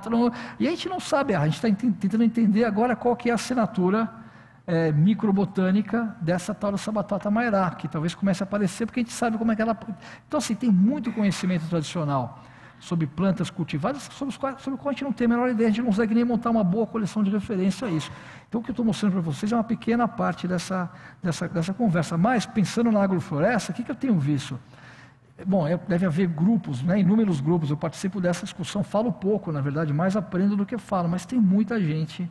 E esse grupo congrega desde acadêmicos até cara que está na roça mesmo, plantando, mandando foto da mandioca consorciada com a manga, com o açaí. E tem coisas muito interessantes, o que me leva a ter esperança. Eu acho que tem um movimento interessante, a agricultura familiar também, que é forte ainda, que está sendo combatido, mas que não vai desaparecer, porque tem muita gente, está muito capilarizado, muita gente fazendo isso no Brasil inteiro. E eu acho que isso pode ser a semente de uma coisa mais interessante, de uma maneira mais inteligente, de ocupação não só a Amazônia, mas outras partes do Brasil também. Então é muito legal, sim. Permacultura, que tem tudo a ver com agrofloresta, que são técnicas de cultivo muito interessantes. Eu acho que tem um caminho, de novo, olhando para o copo meio cheio e meio vazio, tento ver o copo meio cheio, eu acho que um caminho interessante é esse. E quando eu chamo de agrofloresta aqui, é meio para tentar usar um termo que tem algum tipo de ressonância com uma coisa que a gente consegue identificar no presente. A coisa mais próxima que eu vejo disso no presente é o que se chama de agrofloresta, que é esse consorciamento de plantas que tem padrões diferentes de crescimento, mas tentando imitar as condições locais onde essas plantas são cultivadas. Animais também, em alguns casos. É só meio que curiosidade mesmo que surgiu. Se associado a esses sítios, alguma coisa assim, vocês conseguiram achar algum fóssil de megafauna ou de algum animal assim mais pré-histórico, vamos dizer assim, ou associado a alguma paleotoca ou alguma coisa não associada aos humanos, mas mais para atividade animal pré-histórica, assim, ou algum fóssil de planta também. Então, tem um trabalho que saiu, tudo bem, não sei se você já, tem um trabalho recente muito interessante que saiu ano passado de um grupo também de paleontólogos e arqueobotânicos, porque discutindo a questão das abóboras, porque a abóbora é uma planta interessante. Tradicionalmente, ela é considerada uma planta mesoamericana, mas aí tem evidência de domesticação de abóbora na América do Norte. E agora a gente tem evidência de domesticação de abóbora na América do Sul. Então parece que as abóboras foram domesticadas mais de uma vez, de maneira independente, pelo continente americano. Bom, o que o pessoal fez? Foi atrás de coprólito, que são fezes fossilizadas de megafauna, e encontraram evidências de consumo de abóbora animais da megafauna. Qual que é a hipótese desses autores? Que a megafauna, essa megafauna extinta, consumia a abóbora, e que essa disseminação da abóbora pelo continente americano tem a ver com o processo de consumo anterior, que é resultante desse consumo da megafauna. Então a gente tem dado que vem da paleontologia, que informa uma questão interessante da arqueologia. Lá em Rondônia tem umas crotovinas, que são essas paleotocas, de animais como gliptodontes, que são cavernas. Algumas delas são preenchidas, mas existe uma, pelo menos, na ponta do Abunã, que é bem perto da fronteira com a Bolívia e com o Acre, que é uma caverna que está oca lá, é grande, ela tem galerias, e você vê a marca das garras. Com esse dinheiro que a gente conseguiu com esse projeto temático agora, eu estou louco para abrir um buraco nessa... Eu não acho que vou encontrar nenhuma evidência, talvez encontre evidência recente, mas assim, começar a fazer... A gente está falando de uma antropologia além do humano, Eu estou pensando em começar a fazer uma arqueologia além do humano também, fazer uma arqueologia desses animais, porque vai ser muito interessante. Se essa hipótese que eu falei aqui estiver correta, desse manejo anterior da megafauna, quem sabe a gente encontre contextos de preservação de padrões de consumo dessa megafauna. Então isso é uma coisa que eu estou super curioso para fazer, estou bem interessado, se tudo correr bem nos próximos anos, a gente vai ter algum resultado interessante sobre isso. Uma pinguari que todo mundo fala, eu acho que a gente tem que começar a levar uma pinguari mais a sério de novo, Tem a ver com essa megafauna que desapareceu. Eu tenho uma pergunta também sobre essa coisa das políticas públicas.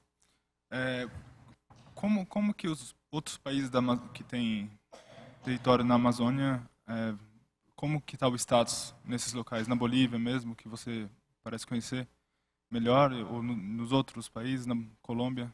Como que são as políticas públicas nesses lugares? Olha, em relação a isso? Sei muito superficialmente. Tem colega, o Geraldo Adelo, que é o presidente do Instituto Socioambiental, talvez possa falar melhor do que eu sobre isso. Mas na Bolívia, por exemplo, a Bolívia é um país interessante, tem um governo progressista, indígena, mas a política deles para a Amazônia, o governador da província do Beni, onde eu estou trabalhando agora, disse que o modelo de desenvolvimento deles é Rondônia. Rondônia tem um monte de amigo rondoniense, trabalha em Rondônia, mas Rondônia, uma galera bacana, mas Rondônia tem muita coisa legal em Rondônia, mas muitos erros cometidos, né? Não pode ser um modelo de desenvolvimento, na minha opinião, Rondônia. Então, no Peru, o que está acontecendo é que o Peru, aqui no Brasil a gente ainda tem uma legislação que controla, né, o impacto ambiental, populações tradicionais no Peru, que a gente tem muita população isolada que está saindo do Peru e entrando no Brasil. Eles não sabem que estão indo para o Brasil, mas eles estão fugindo do avanço dos madeireiros das petroleiras no Peru. No Equador, mesmo durante o governo do Rafael Correa, que era um cara progressista, a gente teve petróleo, eu mostrei o primeiro slide, né? A foto é bacana, mas tem a ver com a exploração de petróleo na Amazônia equatoriana também. Na Colômbia, durante muito tempo, a Amazônia ficou protegida por causa da guerrilha, porque ninguém se metia lá, porque o exército não entrava. E a Venezuela, ninguém sabe o que está acontecendo. Eu estava conversando com colegas outro dia, com quem eu estava conversando? Acho que com o André Vilas Boas, o pessoal que trabalha lá em Roraima, disse que a situação está muito difícil do lado venezuelano por causa a Venezuela não existe mais, o Estado venezuelano, então, epidemias que estão se dispersando. Então, a gente está passando por um momento difícil para a Pan-Amazônia. Na minha opinião, agora, já foi mais as coisas já foram melhores, assim, mas a gente não pode perder a esperança, né? O Brasil ainda tem um sistema de governança que é muito bom, assim, apesar de tudo, né? Que está sendo destruído agora, o que se pretende destruir, mas a gente tem um sistema de leis, a gente tem uma estrutura legal, assim, no Brasil que é muito boa, eu acho, né? A gente tem um problema grande de desmatamento, mas a gente pode olhar de outra maneira e falar, puxa, pode ter sido muito pior ainda, graças, né, à atuação do Estado brasileiro. Bom, dada a avançada hora, acho que está na hora de encerrar. Vamos agradecer o Eduardo mais uma vez. Obrigado a todos, obrigado por terem vindo.